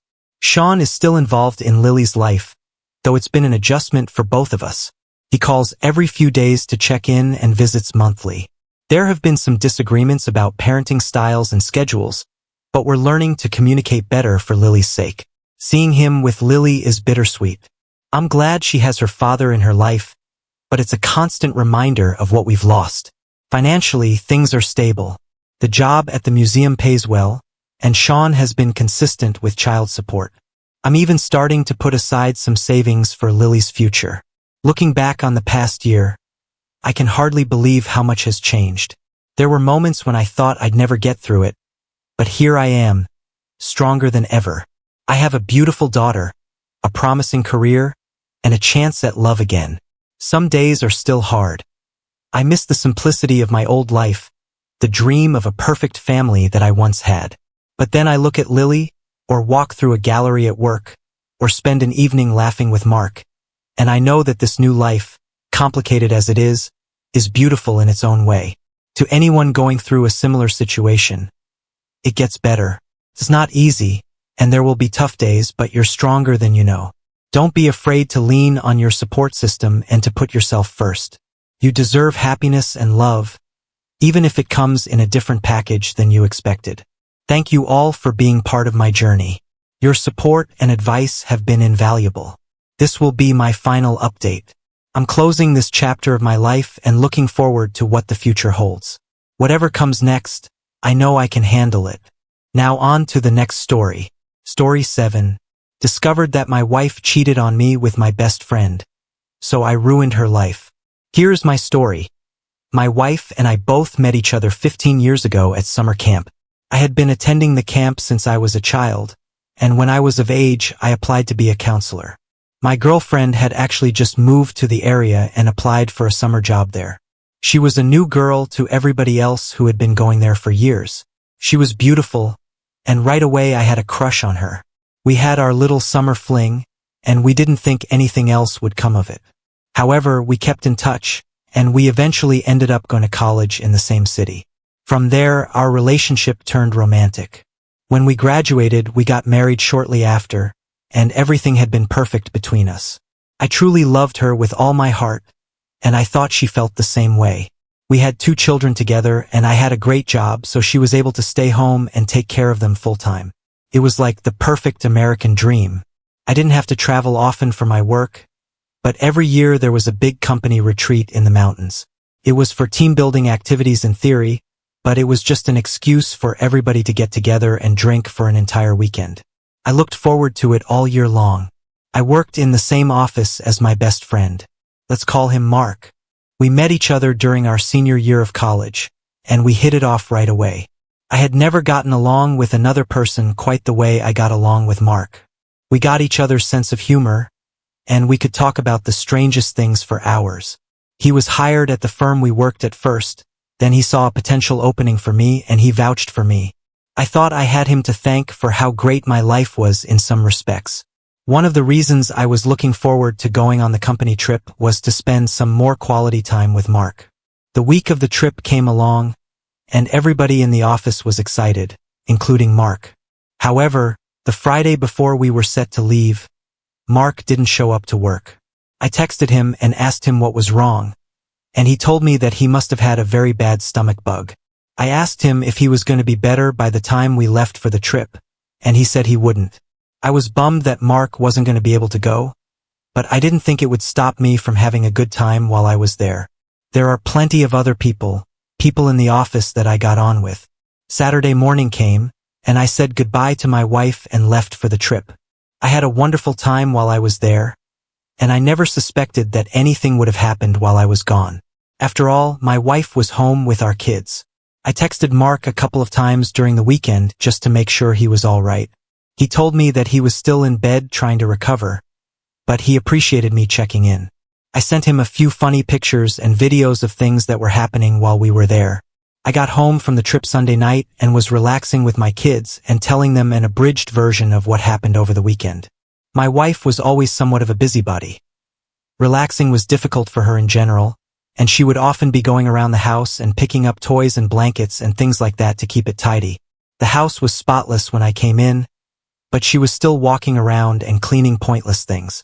In hindsight, I think she just didn't want to talk to me because she felt guilty. It was getting late, so I scooped up my kids and brought them to their rooms to tuck them in and say goodnight. Since I missed them the past couple of days, while I was kissing my son on the forehead, he asked me if Uncle Mark was going to be coming over again. First, I thought he was asking because he hadn't seen him in a while and missed him. I told him that I didn't know when Mark would be coming over again. Then he told me that the day before, Mark promised him he would be seeing him soon. I clarified with him and asked him if he had seen Mark the day before, and he confirmed it. I had no idea why Mark was at my house when I was texting him. He told me that he was at home and recovering from the stomach bug. If he was at my house, that would mean that he lied to me. My suspicions were immediately raised because he wouldn't have lied to me about going to my house unless he was doing something he shouldn't have done. We were good friends, and I trusted both him and my wife. If he needed to stop by my house for something, I would have understood. When I got to my bedroom, I mentioned to my wife what our son had said. She shrugged it off, saying that he must have been mistaken and he might have been talking about a couple of weeks ago when Mark was over. My son was 4 years old at the time, so I doubted he would mention it if it was so long ago. I believed my son more than I believed my wife at the moment. However, I didn't have anything to prove my suspicions, so I dropped it. I went back to the office the following Tuesday morning, and Mark was there, looking just as good as he ever did. I was still suspicious, so I checked in with him to see how his weekend went. He confirmed to me once again that he was home resting all weekend long. My gut was telling me that there was something seriously wrong, and I needed to get to the bottom of it. A few nights later, my wife left her phone in the living room while she went to do the dishes, so I snuck off to the bathroom with it. I hated going through her things, but I felt like I was being lied to, and I needed to know what the truth was. I looked through the text message conversation between her and Mark to see if there was anything suspicious. There were a lot of deleted messages between them. My mom wandered to everything that could have been in those messages. I did not doubt at that point that it was evidence of an affair. I was able to type in a passcode to look at her hidden album, and I found a lot of pictures of her naked. I found a few other pictures of a man whose face wasn't in the image, but I recognized a couple of tattoos as ones that Mark had. I was right to be suspicious after what our son had said. She did have Mark over, and they must have slept together while I was away for the weekend. I could only imagine that Mark faked being sick because he knew that there would be a window where he could be with my wife without having to worry about me. What angered me the most about all of this was the fact that they did it while my children were home. My son remembered seeing Mark there over the weekend. I didn't know the exact details about it but was furious. I put my wife's phone back before she noticed anything and I went to bed early. I needed to think about what I wanted to do moving forward. I was going to divorce my wife, and I wanted nothing to do with Mark in the future, whether that meant somehow getting him fired or finding a new job myself.